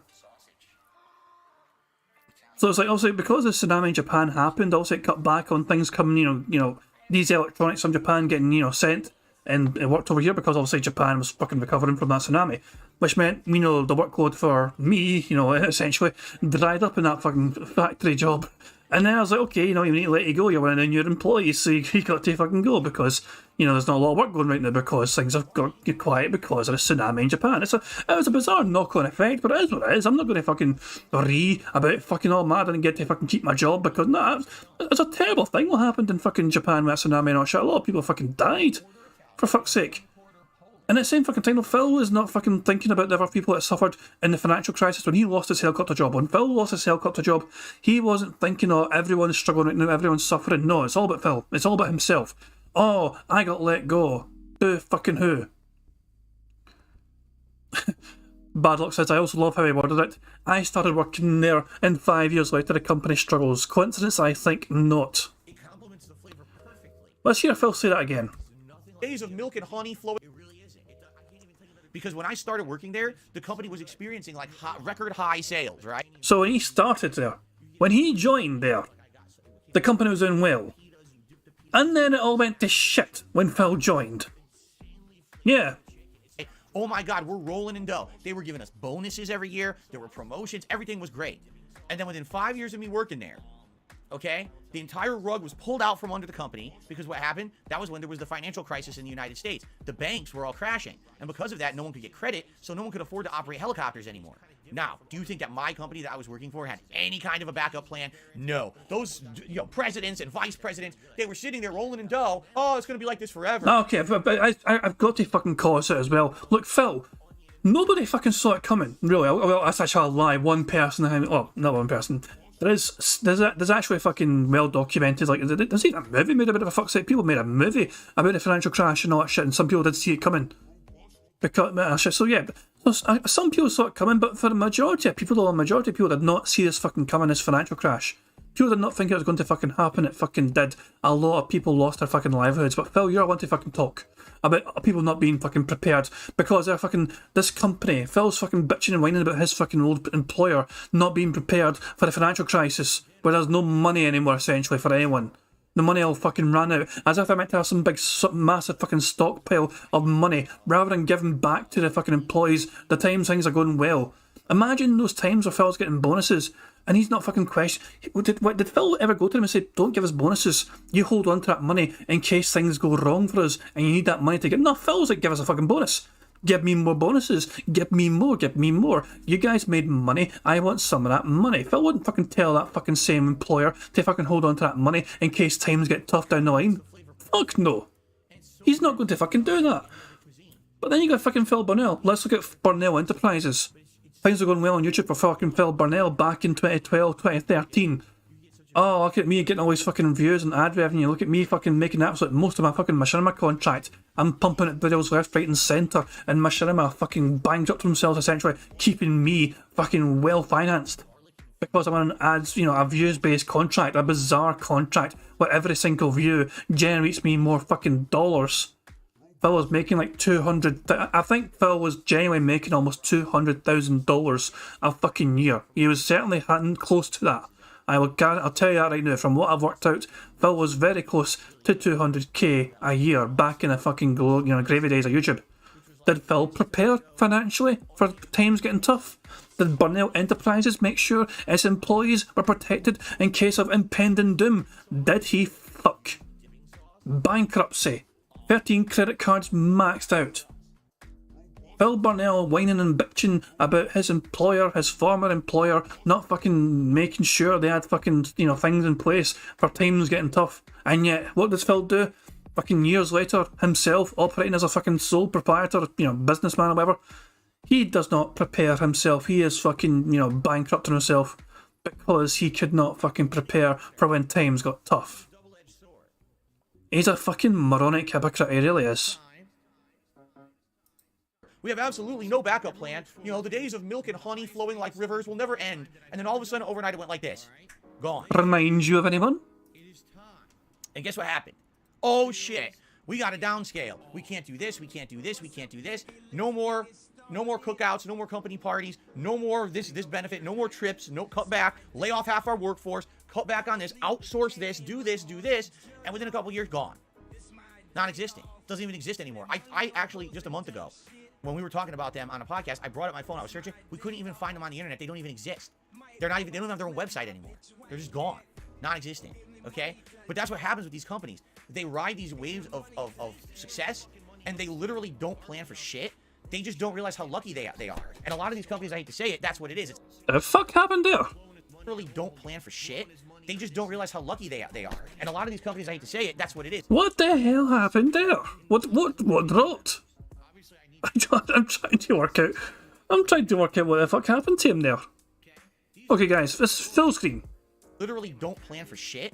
They just don't realize how lucky they are. And a lot of these companies, I hate to say it, that's what it is. It's luck. I just knocked my controller down. Oh, it's his controller. That's what it fucking was.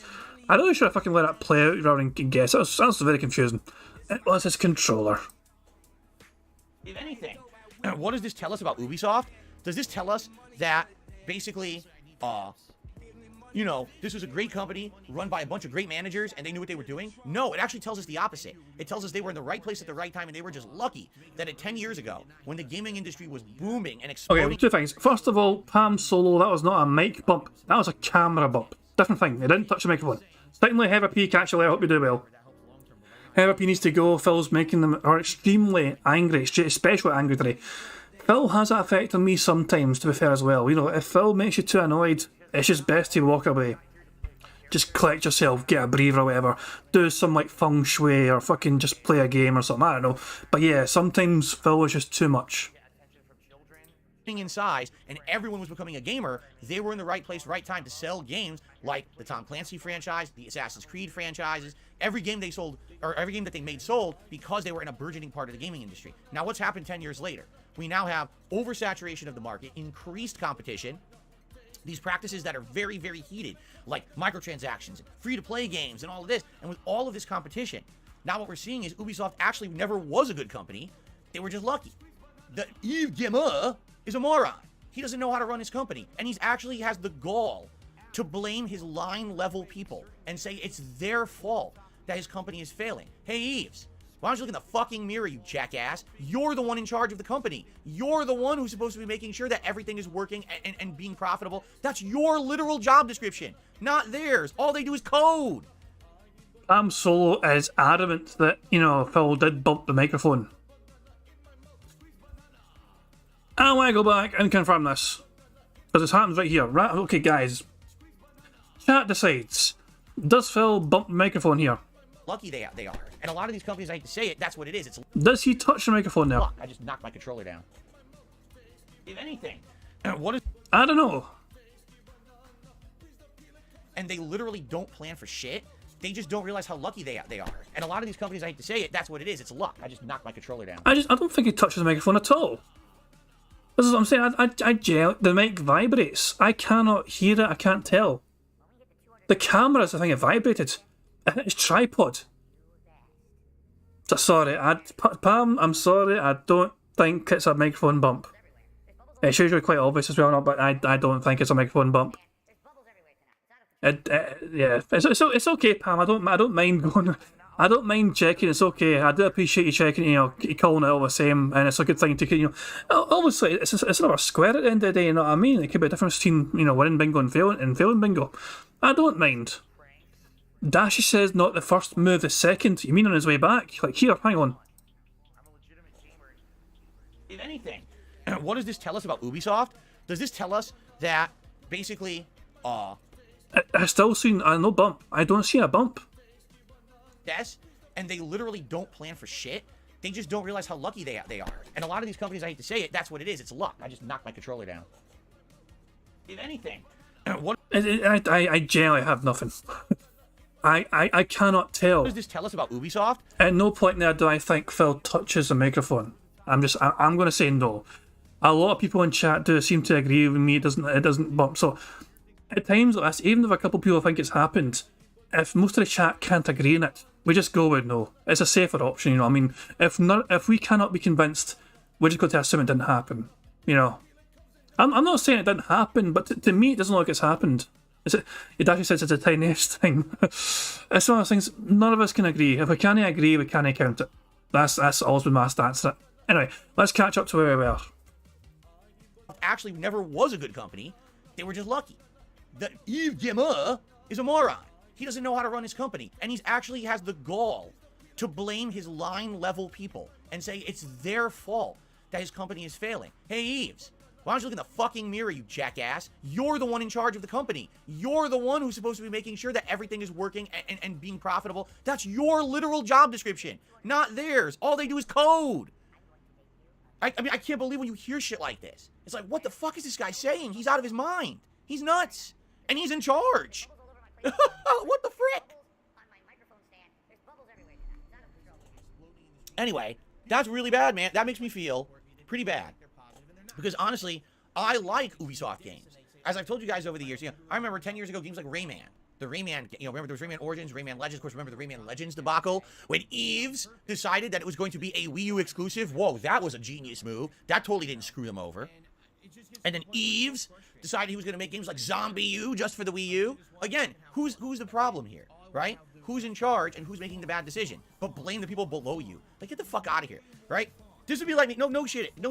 This would be like me. I'm streaming, and I do something horrible on a stream, and I get suspended for doing it, and I blame the viewers and I blame my moderators.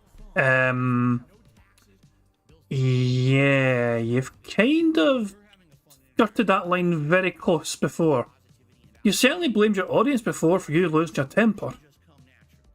But yeah, that's, yeah, remind me why you were a fucking departnered on Twitch again. Hateful slurs. Dumb pieces of fucking shit. Fucking hell, man. Who the fuck is the one in charge? Right? Like, obviously, I'm responsible for the content I put out on the internet. Not the people under me who are watching or enjoying or helping out of the kindness of their heart moderating. That's stupidity. You know what I'm saying? So, yikes. That's just crazy. That's seriously just crazy. And to me, I look at this and I'm like, this is just so dumb. And it blows my mind. It really does. But anyway, hopefully, I mean, I'll be honest with you guys. I like Ubisoft. I like a lot of the games they've put out over the years. And I'm not talking about fucking Just Dance. All right? I've actually liked a lot of the games that Ubisoft has put out over the years. I hope that they do right the ship. I don't want to see Ubisoft go away because they've got some idiot running the company. You know what I'm saying? That's just insane. That this guy would say shit like this. Oh, yeah, everyone else has to really hunker down so we can fix this. Wait, them? No, you! You fucking idiot. God, I can't get over it. It actually incenses me. Can you see how upset I am? Do you see the rage in my eyes for this man? It's not really rage. It's just, it's kind of like, it's to be expected, honestly. It really is. Like, this whole corporate mentality, these people who are rich, and they live in a different fucking world than all of us. They're not normal people like us. There is the jealousy of the the rich and the fucking popular. The absolute fucking envy of those that fucking make hundreds and hundreds and hundreds of thousands per year, rather than Phil's paltry fucking meager 100,000+ per year. Jesus Christ, Phil. It's unhealthy. Money, yeah, yeah. Money, money. Oh, money, money. Yeah, yeah. Money, money. Thank you very much to Barrett Wells for Super Chat. It says, King of Hate, Resurgence. Pretty fucking much, aye. The King of Hate was never gone. He just went to fucking hibernate for a while. The King of Hate done a Vince McMahon. They pretended to fucking go. The King of Hate pretended to retire, and then came back sneakily, fucking, a few months later, and he's still fucking here. The King of Hate was never gone. Jesus Christ. No chance in hell. Oh my fucking god. It's unbelievable. Phil. Jesus Christ, man. Look. It's such an unhealthy obsession Phil has with rich people who have some sort of power or authority. These kind of high up authority figures, if they do one thing wrong, they're fucking brain dead fucking morons who are overpaid, taxed, and all that shit. And Phil thinks he could do everything better himself. I know that for a fucking fact. That is his mentality. He is that sort of person who thinks that he deserves all these fucking hundreds and hundreds and millions of dollars instead for doing things, because he believes he can do it far better than these other guys can. It's just unbelievable, man. The fucking envy, the fucking dollar envy in his eyes. In his mind, all these people earning all this money. And Phil's like, I should be earning that money because I know I can do it better than they can. How dare these guys fucking do a bad job of earning a lot of fucking money. Meanwhile, Phil sits on his arse 6 days a fucking week, crying and begging for fucking tips on stream, playing games so poorly his fucking audience had to hold his hand the entire fucking time. Boy, fucking fritters away the money and DoorDash and WWE Champions and gin and fucking more DoorDash and more WWE Champions and so on and so on. And the cycle goddamn fucking repeats itself. Jesus fucking Christ, man. Christ, man. I wanted to heaver. I just want to fuck off and just like play Rocket League for some pitch, man. I cannot handle Phil right now, man. They don't work normal jobs. They don't have to worry about financial shit in their lives. Oh my fucking god. It's here. Just Jesus Christ. Phil, you earn $100,000 per year. Minimum. You earn more than that, to be fair. You earn more than $100,000 per fucking year.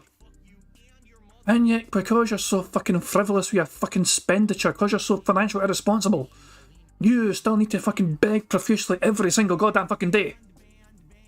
It's just... Jesus Christ. I just can't. Profit, shut the fuck up. I'm semi-decent to Rocket League. I will whip your ass anytime. Is this thumbnail material? Actually, hang on. I need to try and... Hold on. Is this thumbnail material? We need to kind of make it a bit more...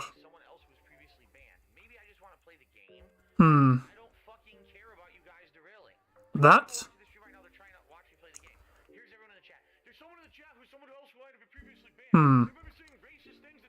I could do. How about that? Let's test it, fuck it. Hopefully this'll work out well. I do hope this will be a robust screenshot. Hang on, so let me copy that. Let me pull up the YouTube. I'm just going to test it right now. Fuck it, I'm going to test it right goddamn now. I just can't be arsed with Phil right now. I just cannot deal with that idiot. There we go. There's our next thumbnail sorted, guys. Him and his goofy ass haircut. Fantastic stuff. Anyway, back to the fucking bingo.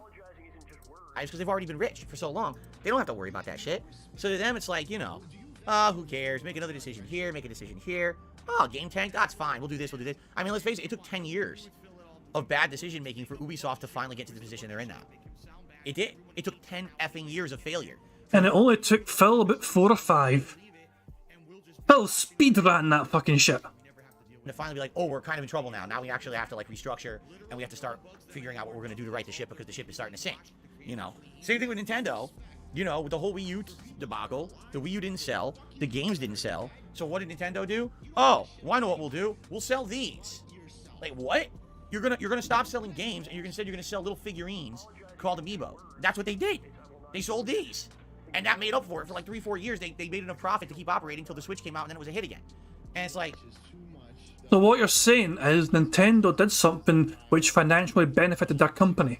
Even though it was not something that you're a particular fan of, the company still managed to fucking make sure their bottom line was protected because of this decision.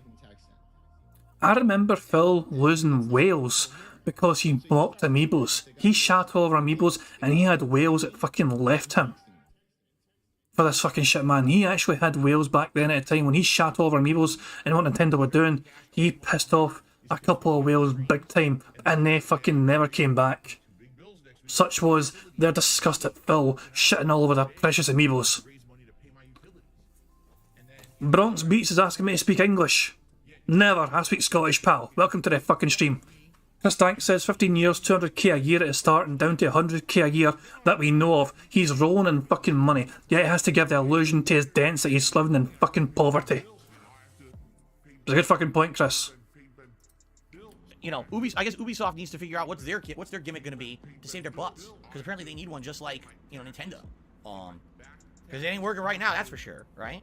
But, just terrible. It's terrible news because, again, take a look 10 years ago. It was like Ubisoft could do no wrong. They were pumping out an Assassin's Creed game a year or every other year, and they were all good games, right? You had the Assassin's Creed 2 trilogy, then Assassin's Creed 3, then Black Flag. Like, those were all good games, right?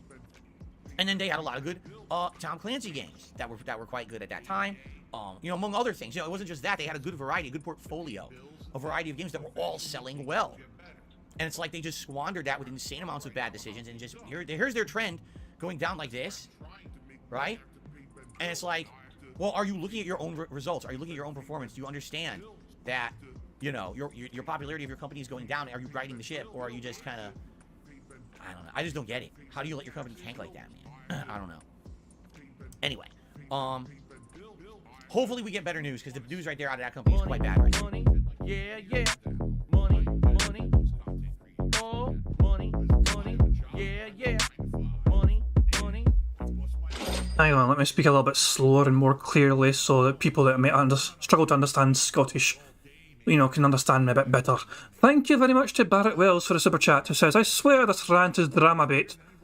Yes, you might have a good point there, Barrett Wells. This rant may very well be drama bait, because Phil does seem to try his best to entice some sort of dramatic, you know, response, some sort of kind of angry rebuttal from his audience in a sense. Maybe he's hoping for some contributions to come flowing in, and the audience to kind of angrily, but yet still give him money, speak their mind to try and debunk Phil's many random points that he's making about these companies and these products.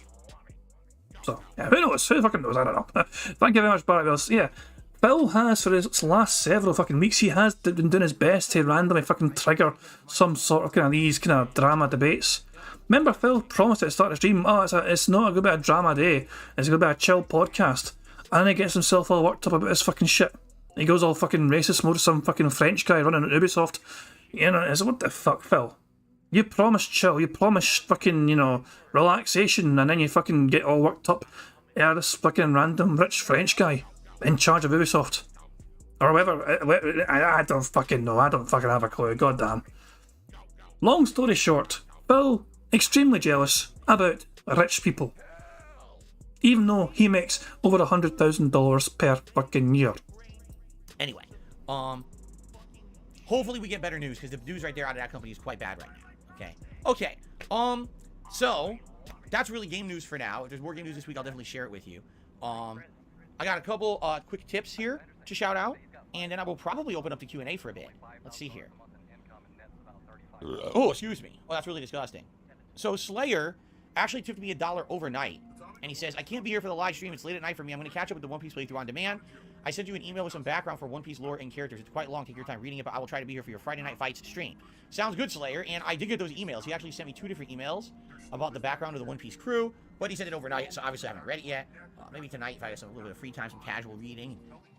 I was actually too busy just randomly trying to educate Lord Snark how to fucking type in Scottish. So I missed a couple of things. Phil said tips and he bumped the microphone, apparently. No, it's Mike Burp.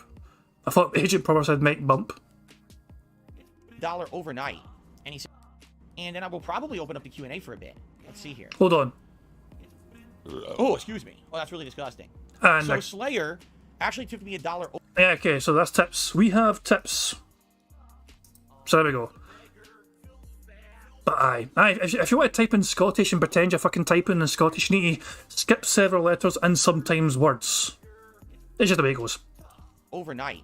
And he says, I can't be here for the live stream. It's late at night for me. I'm going to catch up with the One Piece playthrough on demand. Bronx Beat says, give me a rainbow gold diddly deed potatoes. Ha ha ha ha. You know, I'm actually part Irish, so I'm part offended. But at the same time, I don't give a shit. Hi, diddly dee, and all that shit. I sent you an email with some background for One Piece lore and characters. It's quite long. Take your time reading it, but I will try to be here for your Friday Night Fights stream. Sounds good, Slayer. And I did get those emails. He actually sent me 2 different emails about the background of the One Piece crew, but he sent it overnight, so obviously I haven't read it yet. Maybe tonight, if I have a little bit of free time, some casual reading, skim through that, and see if we can figure out a little bit about the crew themselves and get some background. Some of them I already remember. Some of them I totally remember, but others not so much. So, like the starter crew, you know, it's pretty easy to remember, but some of the later characters, probably not. Like Nico Robin, I don't even know, because we were actually playing the arc last year, remember, at the beginning of the year at Game Pass, we were playing a One Piece Pirate Warriors game, and that was the arc of Nico Robin's, like, debut, explaining her abilities and everything. I didn't really know that, and then just when we played the demo, people were like, so she ate the fruit, and the fruit allows her to spawn her arms anywhere, her limbs anywhere, so she can do limb on top of limb on top of limb. Like, what? She can make giant limbs, little limbs, chains of limbs. Like, this is wild. Who thought this up? What an ability, right? So anyway, you know, maybe some more elaboration on the newer characters that I don't know too much about. But I'm sorry, man, but I am way too fucking distracted about this fucking busted ass hairline. It's just the extreme fucking lopsided of it all. GG, what the hell is this? I mean, it's like fucking like random valleys and peaks, you know? It's like we're going all the way high up here, and then it goes all the way down here, but doesn't go as high here. This is an extremely busted ass hairline, which he blames his mother for. You know, if you guys are not aware, Phil blames his mother for this busted ass hairline. He legit blames his own mother for his hairline. Maybe we can actually find it in Pig Go. Let's go for a little trip to memory lane. Hairline? Will it be one word or two words? The wig is up on your hairline. Hold on, was it this one? the game, because he has a hairline like a Nintendo 64 controller. All right. I was gonna say I have a hairline like Vegeta or like Count Dracula. I think Count Dracula would be appropriate for this month, no? But there you go. Thank you for the insult. I always Jesus Christ, man. appreciate nice insults on my stream. You know, very nice, unsolicited insult. By the way, it's not like I'm stupid. I know that I have a bad hairline. I've had it for a very long time, by the way.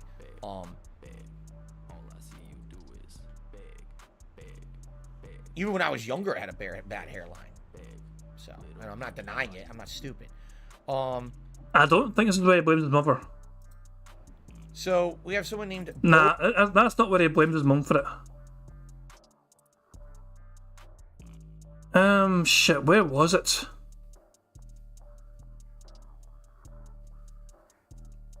Was this, maybe? Oh, was it... Actually, wasn't it Disney? Wasn't that Disney Dreamlight stream? Now what does the sugar do? Play, you bastards. That's why my hairline is much less on one side than the other, because all the way until I was like maybe 16, 17 years old, my mom always did my hair like that. So because she always parted the hair there, it actually fucked up my hairline. And that's... There we go. There we fucking go. Until Phil was 16 or 17 years of age, his mother always had his hairline like that, brushed his fucking hair that way. One more time for all those in the back that missed that. With a side comb. Because that's how I used to look when I was in like elementary school. My mom used to comb my hair like that. But actually, the truth is, that's why my hairline is much less on one side than the other. Because all the way until I was like maybe 16, 17 years old, my mom always did my hair like that. So because she always parted the hair there, it actually fucked up my hairline. And that's why, right, that's exactly where my part was, right where my hairline's fucked up. You see? So, anyway. That was a good little detour down memory lane. I am glad I randomly took that. You know, we tripped in memory lane there. Phil's busted ass hairline is all because of Mama Burnell. But at the same time, you know, I will know some of them. I guess we'll see. But anyway, thank you, Slayer. I will read that when I get a chance. And let's see here. Let's see here. No. Yes. Okay. That's it. Just a $1 tip. Okay. Cool. All right, so guys, we actually, this is the first time in a while, we actually got through everything we wanted to talk about relatively quickly. So what I will do is I will open up the chat to open Q&A. If you guys would like to discuss some topics, you know, I'm open to said topics, whatever you want to talk about. You know, if you want to tag me in the stream chat, and we'll chat for a little bit. We got, you know, a little under half an hour to chat it up, whatever you like to talk about. If we end up having, you know, nothing to talk about, we can easily just go right into the game. But usually people want to chat for a little bit if we have this little bit of open time, a little open opportunity. So, what is my backup plan if streaming went away? There is no such thing as streaming went away. It's not possible. Answer the fucking question, Phil. Let's just pretend you cannot make content anymore for some reason. What would be a backup plan? Even if YouTube shut down today and Twitch shut down tomorrow, there's always going to be a competitor because people realize that streaming is so popular and profitable. It's never going to just go away. And even if, like, okay, well, you can't stream games because there's a law that says you can't, we could still do other content. We don't need to do games. It's just, that's like saying, so what's your backup plan when the aliens land and take over the planet? Well, and the likelihood that that happens... But it's not the same fucking thing. You don't have a backup plan is a fucking simple answer to that. This is your all-in, your eggs all in one fucking basket. You've got to fucking have this succeed. You've got to fucking have this, you know, be fucking profitable for you. If it fails, you die. Because you're not going to bother your arse to get a real fucking job. You need to promise your own mother you fucking would. That fucking 10-year plan, long since forgotten. You know, no, I'm not stupid. I'm not gonna waste my time. It's not gonna go away. All right.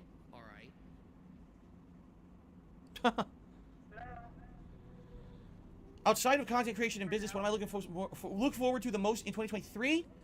In this year? Oh man. Oh, hold on. Let me stretch. Oh man. What am I looking forward to the most this year? I don't know. That's a good question. The thing is that, you know, in a situation here where basically, I don't necessarily go too crazy when it comes to looking forward to long-term goals in my life. I'm gonna be honest with you. I mean, I do have some long-term goals. My long-term goals would be get in a better financial position, you know, obviously be able to upgrade my setup in this office. And also, if I'm in a better financial position, maybe I can take more time off and spend more time with my family. Like, that's ultimately my long-term goal that I would love to do. Some other long-term goals, improve my house. I've got a bathroom that's non-functional that I would like to fix, you know. Those are the kind of things, all right? But outside of those, I don't really go for ultra long-term planning. And you might say, well, why is that? Because a lot of people do that. Well, because ever since I started being a YouTuber 15 years ago, all right? Every year, there's unexpected things that happen that are completely unpredictable, not foreseeable, and not preventable, all right? It would be one thing if, like, you're in a situation where, okay, so there's writing on the wall that YouTube's going to go out of business tomorrow, right? Okay, so now you got to plan for something and protect yourself. But that's obviously not happening, right? But there have been times over the years, you guys have seen it, all of a sudden, I'm not able to do this here, I got to change this up in this way, I got to improve this here, I got to do this, and the changes come so fast that there's really no time to look ahead or plan, because you don't even know the changes are coming. A lot of times the changes are forced. And when that happens, you know, it's more about being adaptable than planning for everything ahead. You know what I'm saying? Like, I would love to say, oh yeah, so here I would love to go on a vacation with my wife and do this and do that, but you never know if that's going to be possible. That's something that can come along with other things happening. But rather than looking forward to something like that may not happen this year and then being disappointed, I like to look more short-term and just kind of focus on those little wins here and there. I've never been a guy who's big picture looking forward 5 years and be like, that's what I want to be in 5 years. Because honestly, if you go back in time 5 years, each increment of my life, my God, let's give you an example. Let's go back in time 5 years. 5 years ago, all right, this time, I was in a situation where I've only been a full-time streamer less than a year. I was in the process of becoming a new, interactive style content creator. I hadn't fully adjusted yet, okay? I was on Twitch full-time, okay? Interactive style content creator. There's another bingo, ladies and gentlemen.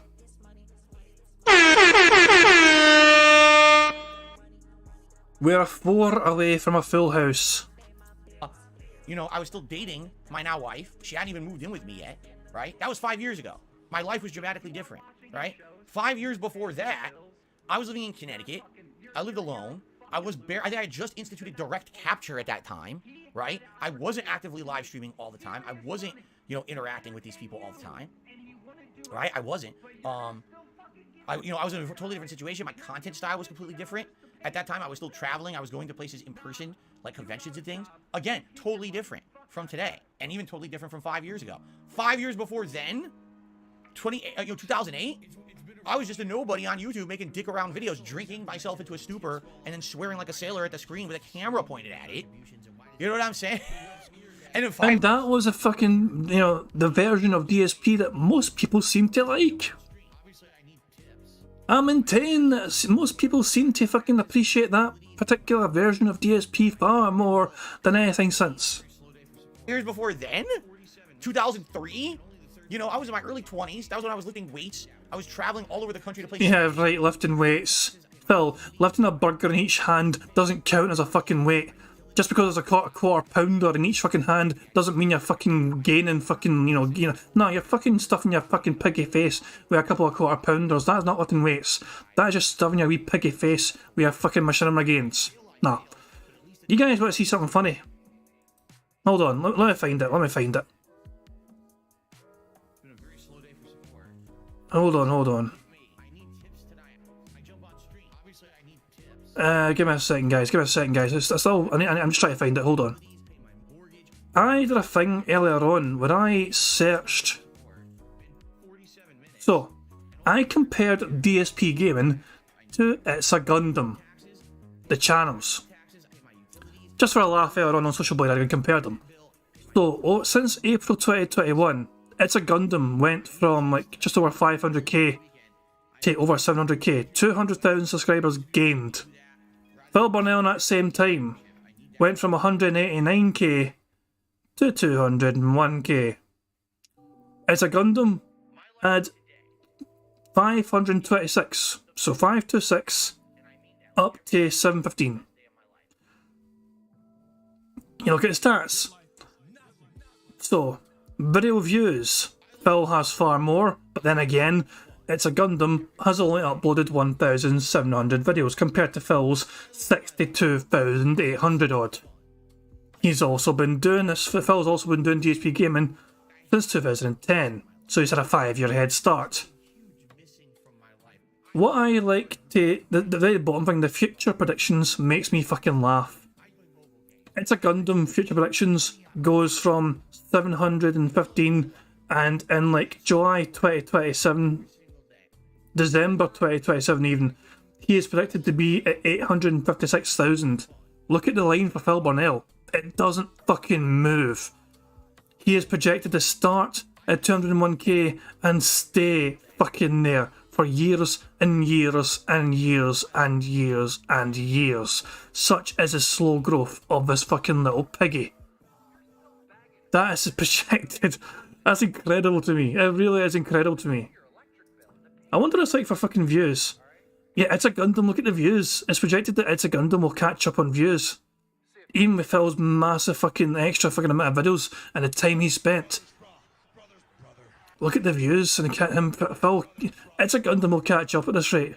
And like, you know, I don't know, imagine 10 years time he'll catch up maybe. Jesus Christ. But yeah, I thought it was a fun comparison to see like this, the growth that It's a Gundam has had in 2 years compared to Phil. Phil gained 11,000 subscribers in that time and thought, wow, this is amazing growth for the channel. And It's a Gundam just fucking blew the fuck up, man. It went from like 500,000 to almost 750,000. There is a gold play button in sight for that man. Christ, man. Anyway, I just thought I'd show that. I was having fun with it earlier on. Street Fighter, you know, every 5 years, my life, I'm in a dramatically different spot. You know what I mean? So there's no such thing as where do you want to be in 5 years, because every 5 years, my life feels like I'm in a different life, almost, right? I'm not one of those people who, like, I settled into one thing and it just sat there forever. Things have definitely changed. So, you know, you take a look at today, okay, 2023 Phil, what am I doing? Well, I'm a full-time streamer on YouTube. I got a fun, vibrant, positive community that supports me no matter what I do. We've got great improvements to my content this year, to the visuals in particular, both the gameplay and, you know, the on-camera stuff like the podcasting, the lighting, all greatly improved. I've got ideas for improvements, which, by the way, I guess I'll bring this up shortly in a second, because a lot of people in the last day or two, like, whatever happened, you said there were some changes coming. There are, okay? But, you know, I got some ideas for some interesting changes and stuff coming up, you know, this year, and, you know, that's all great. But in 5 years, I don't know. Who knows what's going to happen in 5 years? You just don't know. You have no clue and no concept of what's going to happen with all these businesses, with all these ways that things happen. You know, you don't know. And because of that, there's nothing you can really say to plan ahead or even, you know, I wish. But this industry of content creation, it's volatile. There's a lot of change. There's a lot of fluctuation. There's a lot of things, attitudes that change, right? Let me read out a couple comments, and then I'll give you an update on the other thing. So Hero says, I feel you're going to like Signalis. It's about 10 to 14 hours long on normal with creepy atmosphere and puzzles. Thank you for that. How do I manage to make every stream meaningful when I stream so much? Variety. It's exactly right, variety. If I was doing the same exact thing every single day, all day, these streams would become trite, boring, repetitive, almost meaningless, right?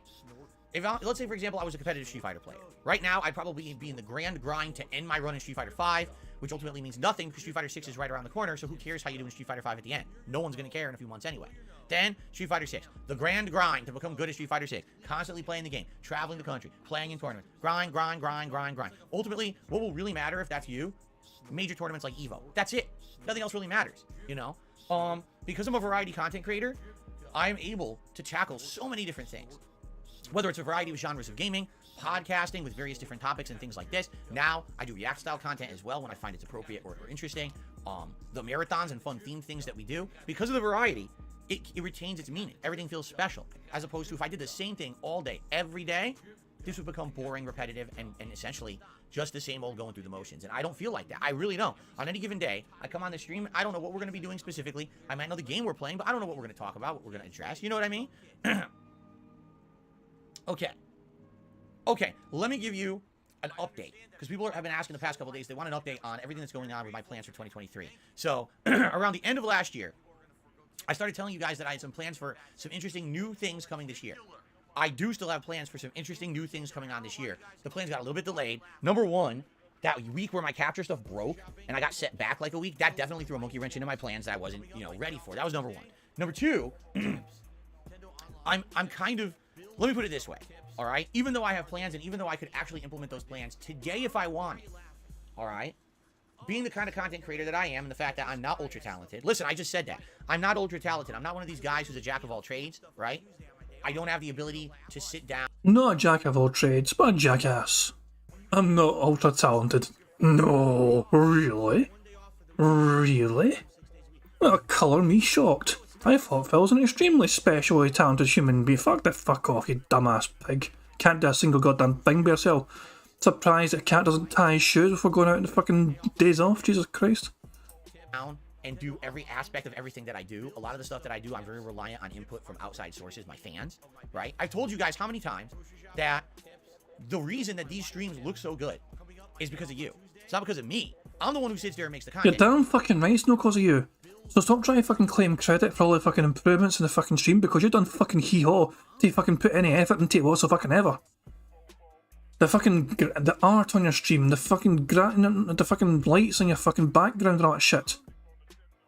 Some of the stuff behind you as well, not the fucking artwork, the fucking two pictures, you bought those fucking pictures, but the fucking shit as well, like a fucking Wolverine toy, some band sent you a fucking Wolverine toy, band sent you a fucking bobblehead and that Sonic fucking figure as well.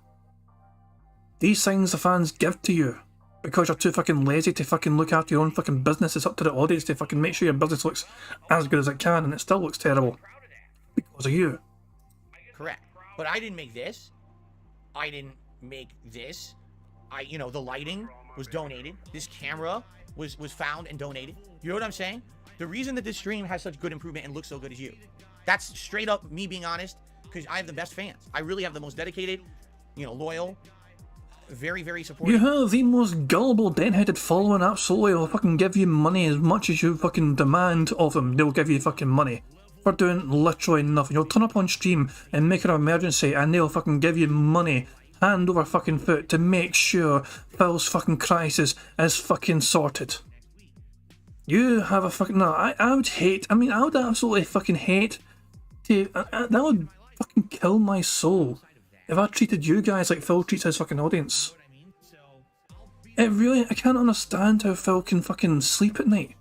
And I know I sound like I'm being over dramatic here, but when Phil exploits his audience in this fucking way, when he's earning $100,000 a fucking year, at least, and he still fucking goes back to the well every single fucking day and demands more and asks for fucking more. If I did what Phil did, I wouldn't be able to fucking sleep at night.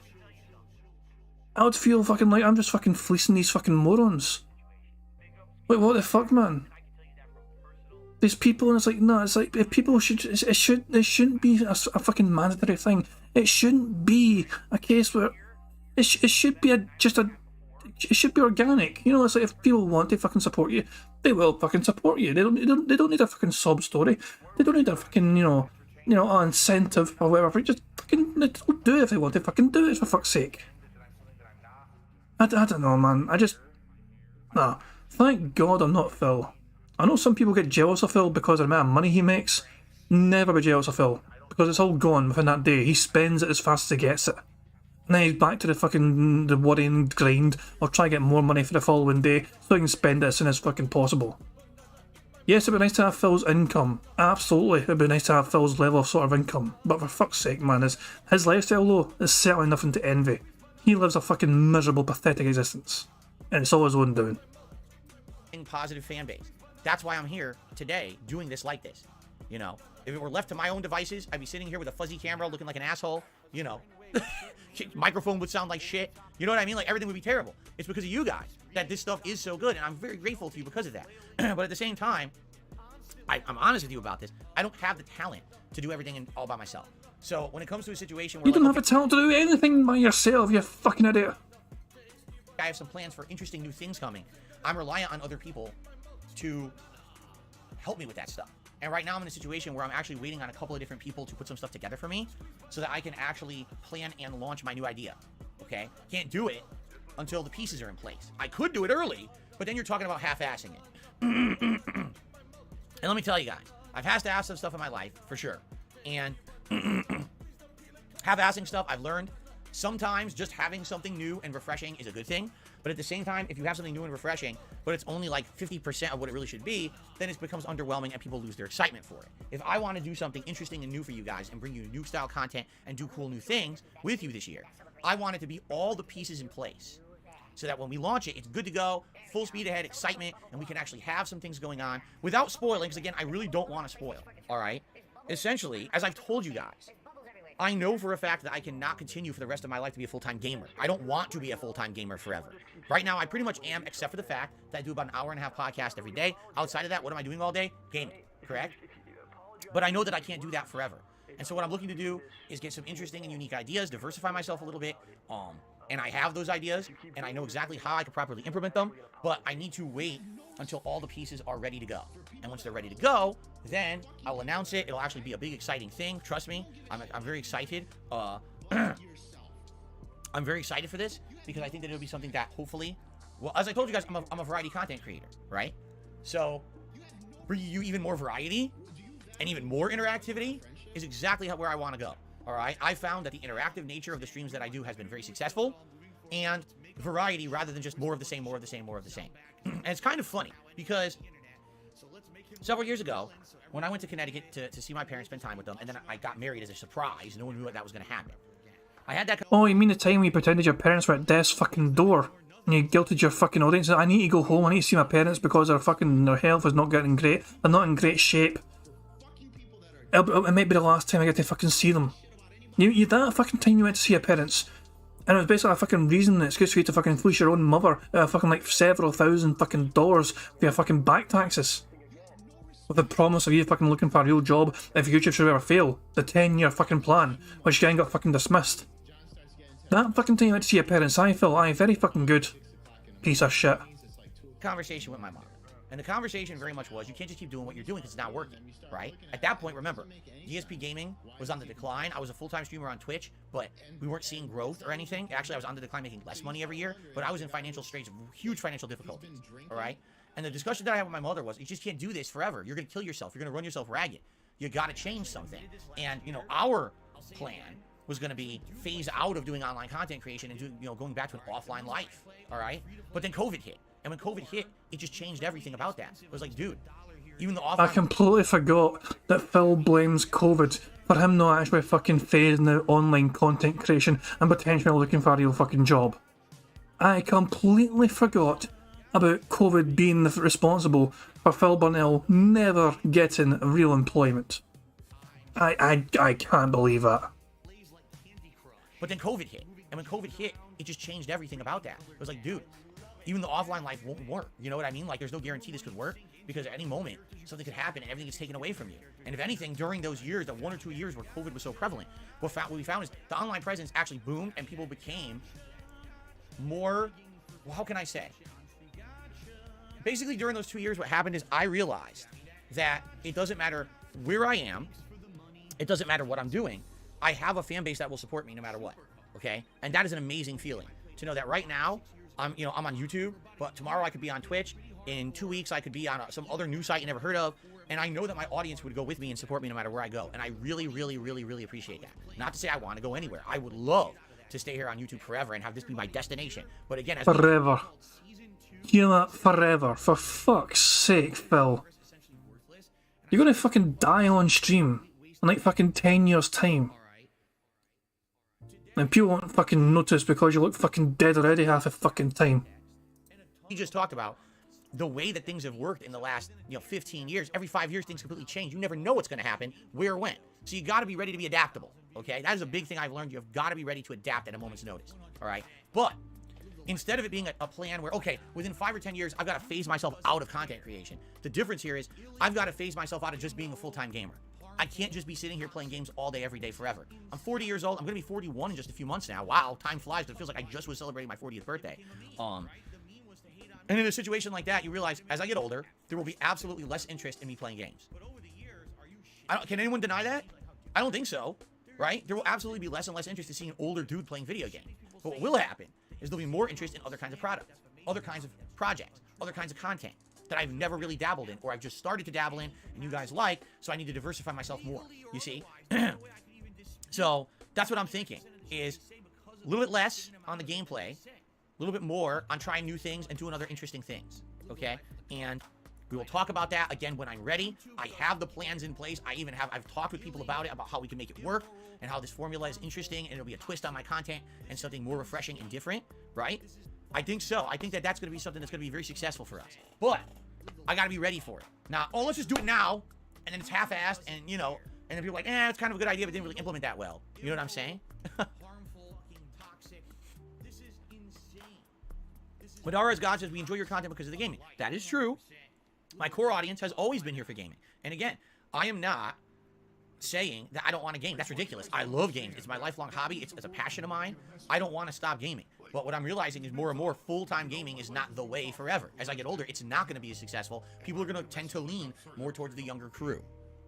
And that's okay, because the younger crew can sit there and grind away at video games all day if they want, with their try-hard mentalities and try to vie for the big space on Twitch and YouTube or whatever they want to do. I don't even want to do that. You know what I'm saying? Like, that's not my end goal. My end goal is not to be a top gaming content creator. I never was that my goal. It was all a joke when I did this 15 years ago. I was doing it on a whim. I never imagined it would blow up and it would be my job or anything like that. For me, I want to basically have an audience that wants to be here no matter what I'm doing, because they just enjoy the way the things go around here. Maybe it's relaxing, maybe it's entertaining, it's fun. We can have a variety of conversations, variety of things going on. And again, that's kind of what my goal is here this year. And I was hoping by the end of January, I could maybe institute some of this. It hasn't happened yet. I mean, we're still in the first half of January, so don't worry. There's still definitely, possibility here that we could implement some interesting stuff by the end of the month. Don't worry about that. I got to see how things go. But basically, I got to wait for the pieces to be in place. They're not, okay? And I know this sucks because you guys just want me to tell you what's going on. I don't want to spoil, okay? Immediately, I can tell you right now. Okay, here it is. I'm going to spoil. I'm just kidding. I'm not going to do that. I don't want to spoil it. But, again, the plans are in place, and when I have that information to do that stuff, I will let you know, all right? And we'll go from there. Fair enough? Fair enough? Okay. 4D chess, is that what it's called? Why would I want to move away from my lifelong passion? Well, here's the thing. Do I still love gaming? Absolutely I do. 1,000,000% I love gaming. But as I'm getting older, what I'm discovering is that I like other things too. I like just sitting here and talking with you guys and having fun conversation and having social interaction and having meaningful discussion. This is good to me. This is entertaining and meaningful. What I'm doing literally right now, I don't have a controller in my hand, right? We're not beating some enemy. We're not stomping a Goomba. We're not shooting a soldier. I'm not doing a Gomu Gomu no machine gun punch to a bunch of fucking mutant squirrels. But we're having fun. And Phil talks about himself for 90 minutes and thinks it's meaningful content. Every single day for 90 minutes, Phil essentially talks about him and how relevant and pertinent he is. And he thinks this is fantastic stuff every single fuck off, Phil. Of course you enjoy it. Why wouldn't you enjoy talking about yourself every single goddamn fucking day for 90 fucking minutes? And that's what I mean. Like, this is just as meaningful as anything else that I do. So why not diversify? As opposed to, that's my focus, and every once in a while I do this. No, we should diversify the stuff. You see what I'm saying? That's what I think. So there you go. But no, I'm not quitting the gaming. Like I said, as long as I can, I would love to keep doing the gaming stuff. All right? Okay.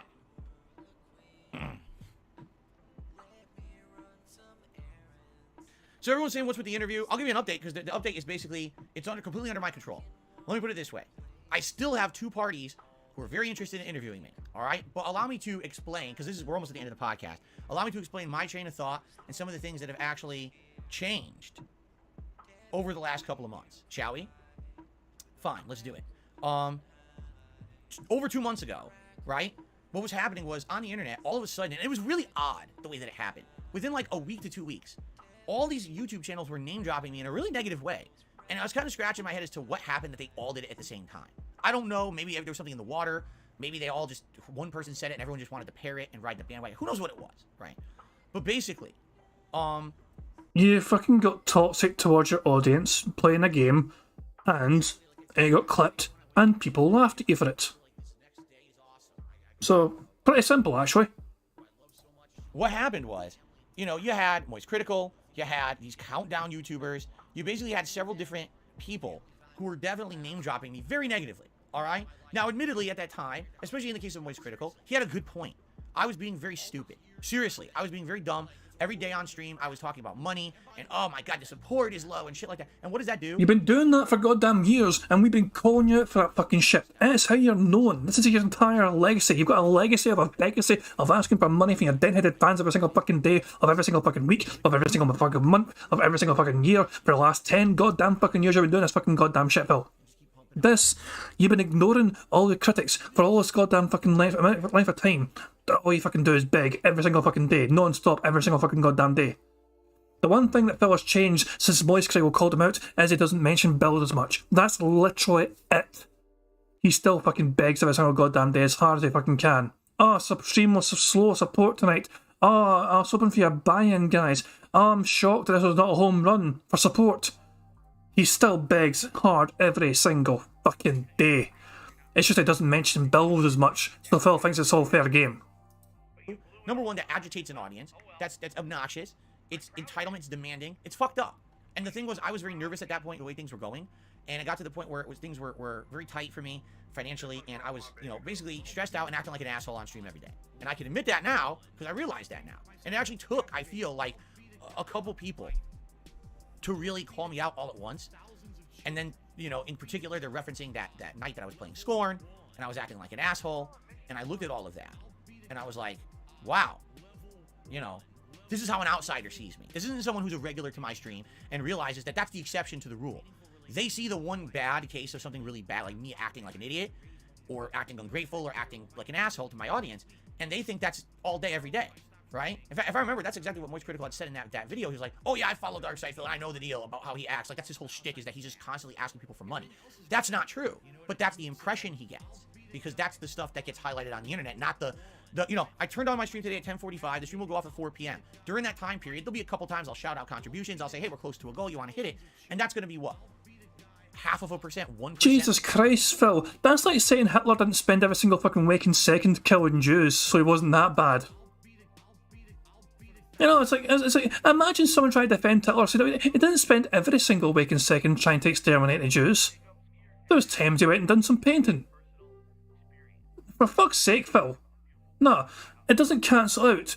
Just because you had 3 hours of fucking playing a game badly doesn't cancel out you fucking begging hard and being such a scummy piece of toxic shit to your audience for fucking 5 minutes. That 5 minutes overrules every single other fucking, you know, what you think was meaningful thing before that. You think anyone's gonna be interested in fucking highlighting 3 hours of you fucking playing a game badly? Without you fucking mentioning money in any capacity? No, it's you playing a game badly. You stumbled your way through a goddamn game with your fucking audience trying to fucking get you through it because you're so fucking incompetent. For fuck's sake, man, I just... It doesn't understand that it's not really comparable to fucking that. He does one extremely fucked up thing. He gets called out for it. And he's like, but that's not me though. You missed all the other times when I wasn't being so fucked up. Most of my stuff is not fucked up, but Phil, he still does an extremely fucked up thing though. Of my streams, but that's the things that get emphasized on the internet. The negative things are the things that always get the most emphasis. So basically what happened was, after I got called out, and it wasn't just him, like I said, there was a variety. It was like 5 or 6 different content creators all at once started name dropping me really negatively.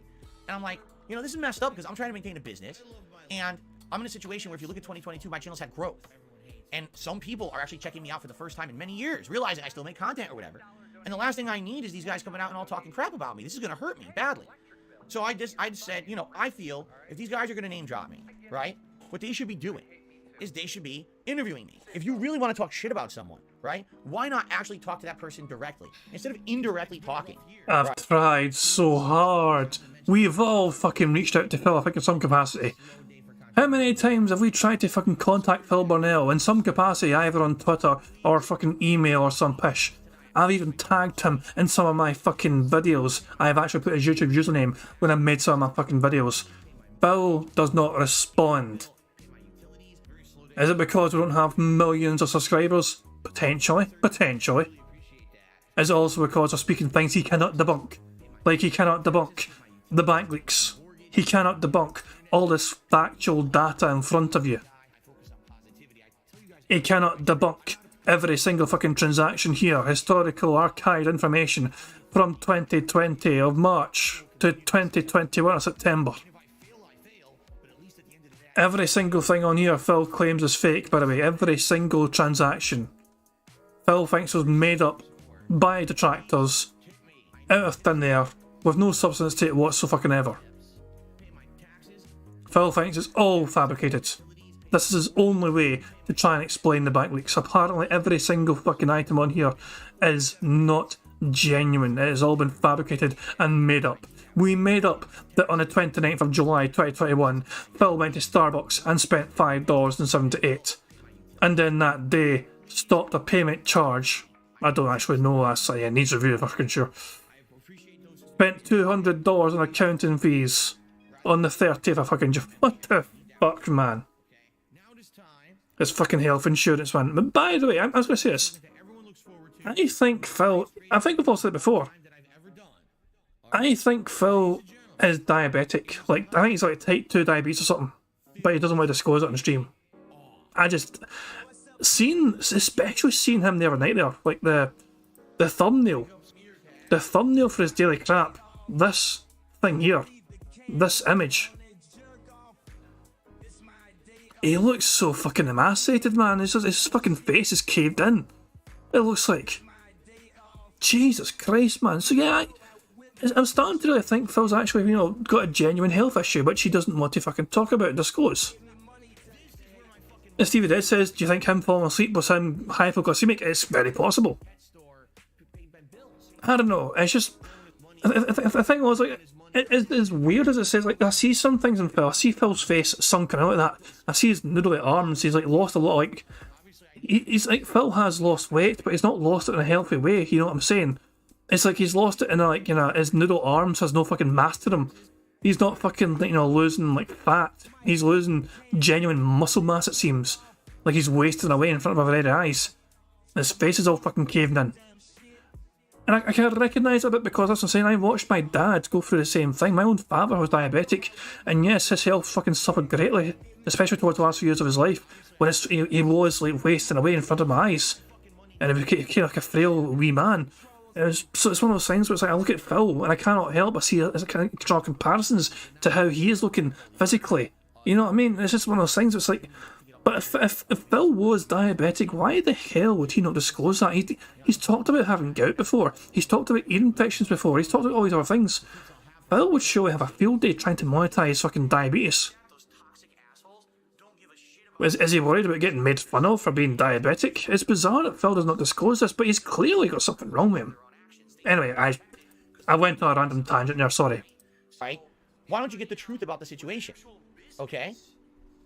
But they don't do that. Instead, they just want to do the cheap name drop. They just want to do the cheap pop for their audience, the shit talk, and then they just want to move on at the expense of the person who they just crapped on. They're punching down, and that's messed up. It would be one thing if they were punching up at someone bigger than them. They're immune to it. They're so big. They're punching down at someone who's already small. Why would you do that, right?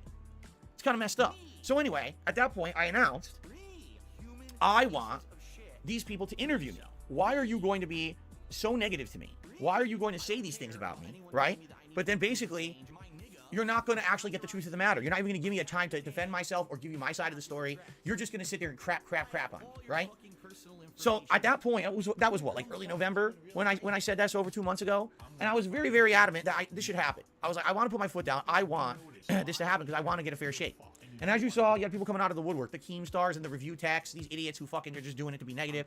And then behind the scenes, which you guys have no clue, but I got contacted with some very legitimate people on YouTube behind the scenes who were very interested in interviewing me and or even doing big projects with me. You know, one guy wanted to do a full-blown project with me that was way beyond the scope of what I was even imagining someone would want, okay? And at that time, I basically, you know, over the course of like a month or two, I kept narrowing it down to basically 2 people. And I have 2 people in mind who, if I was going to do an interview today, it's one of these 2 people I would do it with. Okay. In reality, I probably would want to do it with both because I actually think both people are great content creators. They put a lot of time and effort. They vet their information. And I feel like either one of them would treat me fairly. The problem is, how do you decide between 2 people who both seem equally good? It's a very hard decision to make. Okay. But if you haven't noticed, something very interesting has actually happened in the last couple of months. All right. I basically did something in my content that I feel has benefited a lot. I basically stopped being so over the top, demanding. I stopped talking about money a lot. You know, every once in a while, I'll say, okay, we got a goal. Let's try to hit it. Oh, we're close to a tips goal. Hey, we got a little lower support today. If you guys want to help out, please do. But you notice I'm not... Every once in a while. Phil, I get a shag every once in a while. You talk about it every single goddamn day, multiple times a day. Calm the... What the hell? Every once in a while. Harping on this stuff anymore. I don't think I ever should have become like that. I think, sadly, it just became routine, commonplace, and it became too easy for me to become obnoxious. And at this point now, I don't want to be obnoxious anymore. You know what I'm saying? So I don't... What happened was, I basically did two major changes. The first change was, I basically stopped doing that stuff on my streams. And the other change was, I stopped taking bait. If you haven't noticed, now when I get a troll tip, right? When I get a troll super chat, okay, bye. Bloop. I don't read it. I don't take the bait. I don't pay attention to their nonsense. We're here to have fun content here on the stream, correct? Together. We're here to have a good time. We're not here to be messing around with their nonsense, to address the nonsense from outside my content. That's has nothing. Let them do their own circle jerking on their own channels. Let them have their own toxic nonsense that they do. I want nothing whatsoever to do with it. Nothing. Okay? I don't want to be affected by any... I have my own community to worry about. I don't have to worry about what all those idiots are saying about me constantly. So, since I basically stopped being an obnoxious jerk on my streams about money, and because I stopped addressing the trolls, things have been a lot better. If you haven't noticed, the last 2 months have actually been much better for me. You know? I'm enjoying myself again. You know, I'm not feeling like I'm being dogpiled on by the internet. I think it calmed down a lot. Of course, you're still going to have the obsessive people out there who won't stop. That's never going to end. But outside of those few exceptions to the rule who I don't give a fuck about anyway, it seems like that ginormous movement towards me being negative, right? Basically, that movement has kind of stopped. And that's a good thing, right? Like, we're in a situation where, why do I need to go out of my way to do a big interview talking about all the toxic shit that these idiots have said about me when it's not affecting me anymore, right? That's the thing. And I feel like things have improved a lot in the last couple of months. So I'm not in any rush. I'm still in contact with a couple of people. I'm still in contact with them. And I'm like, hey, listen, I'm still interested. It just doesn't seem like this is the right time. It doesn't seem to make sense. I'm focused on my own stuff. I've been very busy. I mean, right now, honestly, with all of you, I wouldn't have been able to do it anyway. Until, like, maybe, like, right about now, things have finally calmed down. I got the year-end series done and everything. Now maybe is the time when I could actually start considering doing it. All right? But I'm in no rush. I don't feel like I'm under attack from all directions. Things have been a lot better on the streams, right? So why are we bothering with why bother with this toxic nonsense? Just continue forward with the positivity and ignore the bullshit. That's what I've been doing for the last 2 months. Things have gotten better. Let's just keep that going in 2023. All right? Piece of fucking garbage. Yesterday was a really slow day for me on stream. I didn't make a lot okay. Cyber Showdown did a super chat and says, why not dedicate shorts to your biggest supporters and their favorite clips? Why not let Review Tech USA interview you? I'm not sure what you mean. How would I dedicate a short to my biggest supporters and their favorite clips? I'm not sure. If you're basically saying you have an idea for a new show, like a shorts related show. But it's a very simple concept, Phil. Your biggest contributors tell you what their favourite short is. You make that short and title it as their favourite short. As our favourite fucking moment from that gameplay. So, for example, Slayer. Here's Slayer's favourite moment from gameplay this week. And it just plays you a short of that moment in the fucking game. It's a very simple concept for me to understand. But Phil, though, can't understand it because he's a fucking moron. Oh, where maybe I let viewers and supporters suggest things and then I make a clip out of it? Is that what you're saying? Because that could be an interesting idea. We'd have to figure out a way to implement that, correct? By the way, hold on one second because I want to turn on the fan.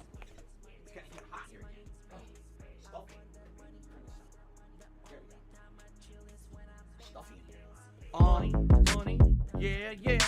Money, money, oh, money, money, yeah, yeah. Money, money. Thank you very much to QuasarX for Super Chat. It says, why would he not want detractors to stop?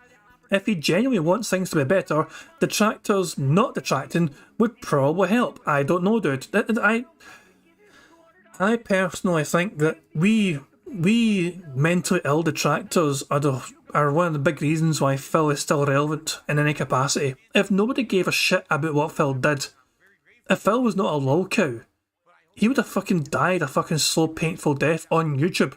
I don't mean like, you know, literally die, but you know what I'm saying, his YouTube career would have fucking tanked if he did not have this kind of lol cow status, and he just couldn't have, we couldn't help but pay attention to him. This was alright. The detractors are certainly what has kept Phil going. That, and he is a stubborn bastard, Phil. He has got this kind of stubborn determination about him. You can't deny it. You know, he's very persevering, you know, just to keep going, stay the course, and just hope for the fucking best. But he's not one to give up very quickly, at least not in the fucking YouTube side of things anyway. When he's playing a game, oh yeah, he'll rage quit fucking no problem. He'll fucking rage quit games at the ass if they're not giving him enough money, if it's fucking too hard for him, if it's too complicated or whatever. But when it comes to YouTube and fucking staying on YouTube, he is quite perseverant. So yeah. But yeah, so to me, detractors being detracting are precisely what keeps Phil relevant in any sort of capacity. It is how, for example, Moist Critical called him out in the first place. He noticed a retractor clip that Aquateal made that went viral from that Scorn gameplay. The bigger YouTubers notice Phil because us detractors highlight some of his more toxic things and some of those go viral. If we did not do our detracting, then these bigger YouTubers wouldn't give Phil any fucking time of day whatsoever. They would just let him stagnate, they would just let him fucking decay, and Phil would do his absolute best to try and keep name calling people out and fucking shouting them out and try and bait some drama from people. But he's been too fucking far down the pecking order. Phil was an afterthought to these fucking people. Yeah, if you have some ideas for something new like that, I'm all ears, especially with these new, again, shorts are going to be implemented differently in February. Maybe we could do something new, I don't know. I guess we'll see. Now, as for Review Tech, I want nothing to do with that guy. I've told you a million times why. He was here yesterday. This is a guy who I've outright told him to his face. Money, yeah, yeah.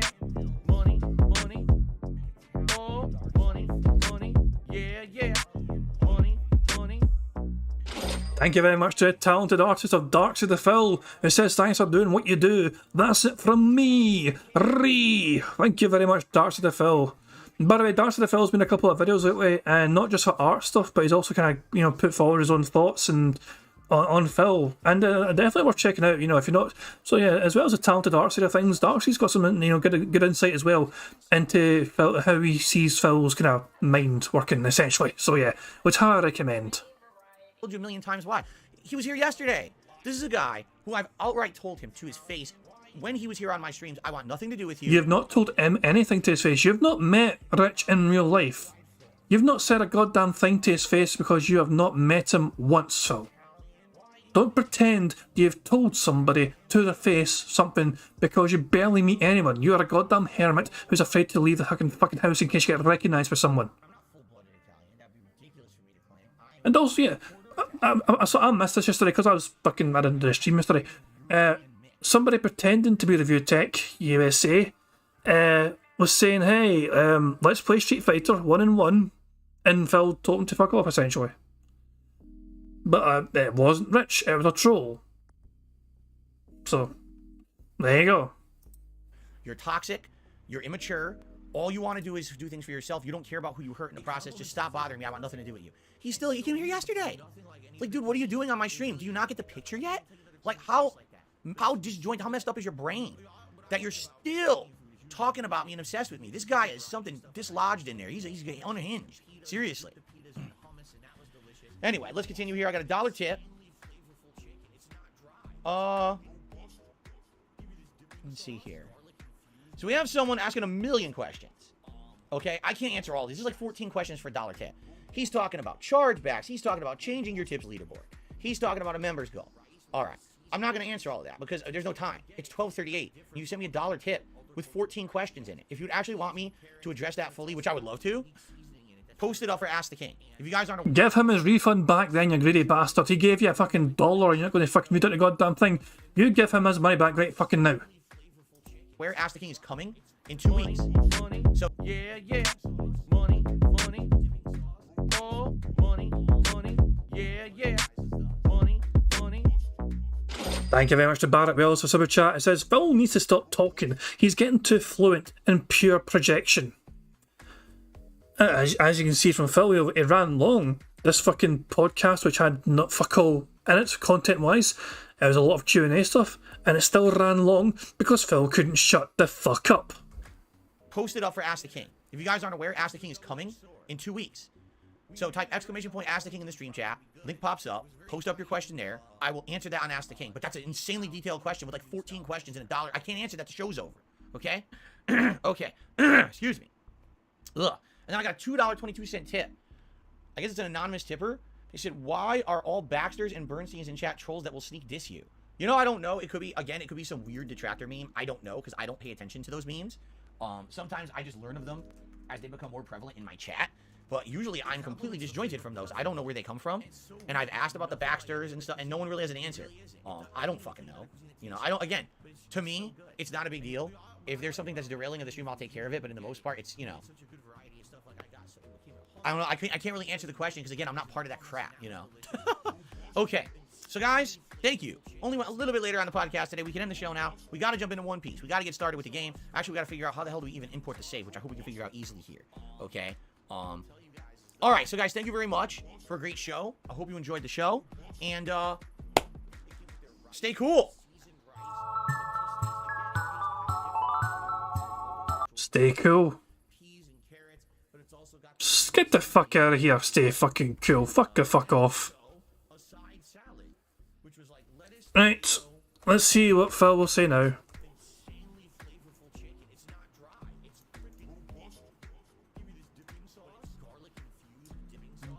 Come on, Phil. We're still playing bingo here. Come on. This right here, and we gotta do this right here. That's good. And I think the camera's perfect, right? It looks perfectly lined up. This is the same exact layout that I was using for the demo 3 days ago, so hopefully this is working. So here's the deal. It was funny because last night I was on my dashboard. People were like, "Why do you have One Piece downloaded twice?" I don't. This is the demo, and this is the real game. But I don't know how to implement the save. So I guess what we'll do is we'll boot up the game and see if it says, "Oh, you know, save data detected" or whatever. I guess we'll try to figure this out. It's a segment that everyone looks forward to. One of the highest rated segments of all time that I've ever done. That's a nice piece of art right there. It's a good artwork. It is time. Okay, so we're gonna do middle of the road 5. That's what we did for the demo, and it seemed to work fine. Jade, I'm sorry to hear you have a cold, but I'm glad you're excited for this. I hope you feel better. So how do we import? Let's see here.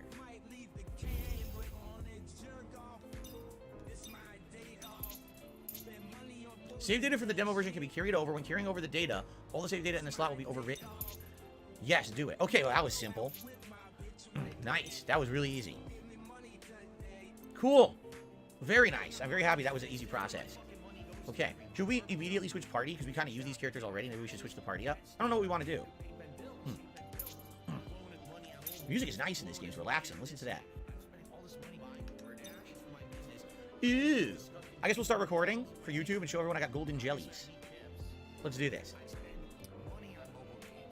Well, hello there. Well, fuck the fuck off, Phil, with a fucking fake hello there out of fucking nowhere. That's the end of fucking bingo, sadly, guys. We are 4 away. Phil did not have 100 likes in time for no bubbles. We didn't get the snorts. We didn't get the burps. Nah, we're 4 away, sadly. It just is what it is. It can't be helped.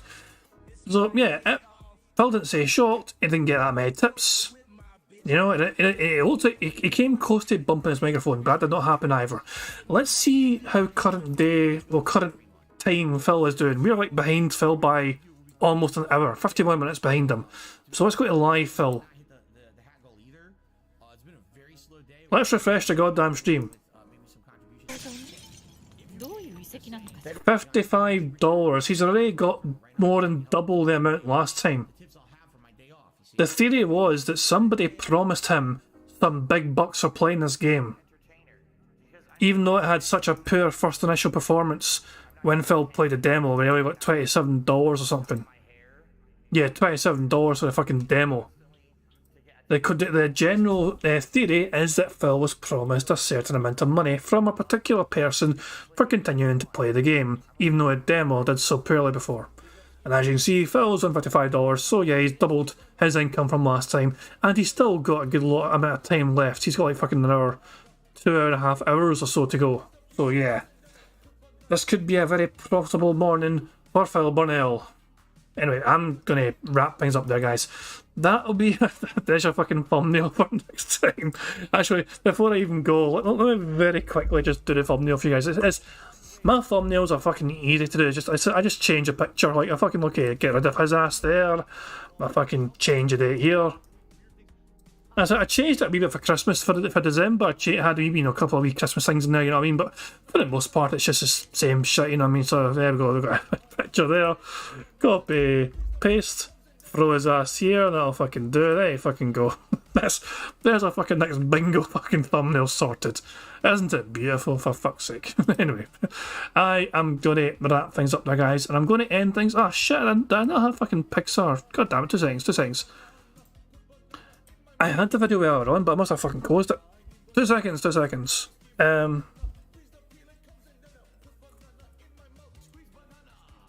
So, guys, I'm going to end things how I always end things on these bingo streams. Well, first of all, mute that. There we go. Guys, thank you very much for joining me for some DSP Bingo tonight. Sadly, it wasn't a full house, but hey, there is always tomorrow, guys. I do hope you enjoy the start of your weekends. I hope you enjoy the rest of your Friday as well. So thank you very much once again, guys, for joining me. Thanks for all the contributions as well. I do appreciate it. And yeah, we'll see you tomorrow. Hopefully tomorrow or Saturday can be one which will include a full house and the old bingo stuff. I should be okay for it tomorrow. Like, I'll be out during the day, but I should hopefully be back in time for bingo shenanigans, unless something like goes wrong, but I will let you guys know. So for now it should happen, but you never know what the future will hold. But guys, anyway, I'll catch you all later. Enjoy Notorious PIG contributions made by the excellently talented Pixar Animations. So yeah, I'll see you all tomorrow hopefully. Until then, have a good one, guys. Peace out. On September 14th, a pre-authorized payment of $16.51 from PayPal.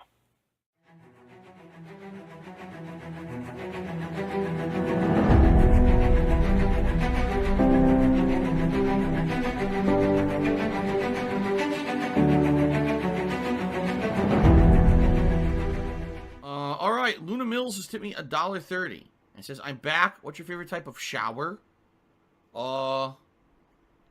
When you're showered in money. When you go outside, and all of a sudden, greenbacks start falling from the sky, and you raise your face up. You're like, oh, you start dancing. You go, oh, money, yeah.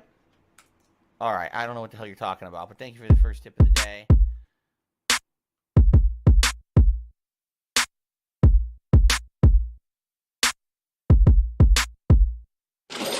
Money, yeah. Money, oh, money, yeah.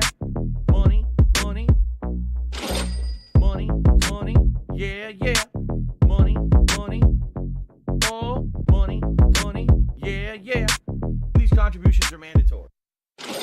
Money, yeah. Money, oh, money, yeah. Money,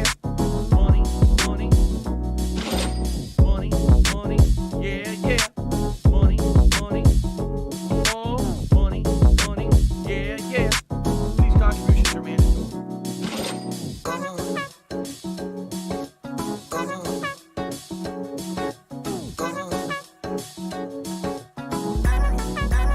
Show me the money.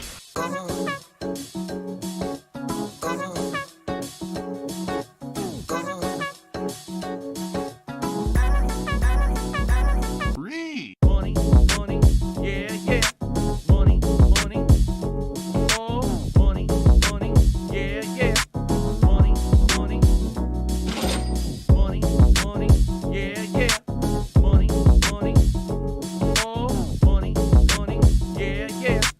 These contributions are mandatory. and it's gone. Just gone like that. In an instant. Fucking gone.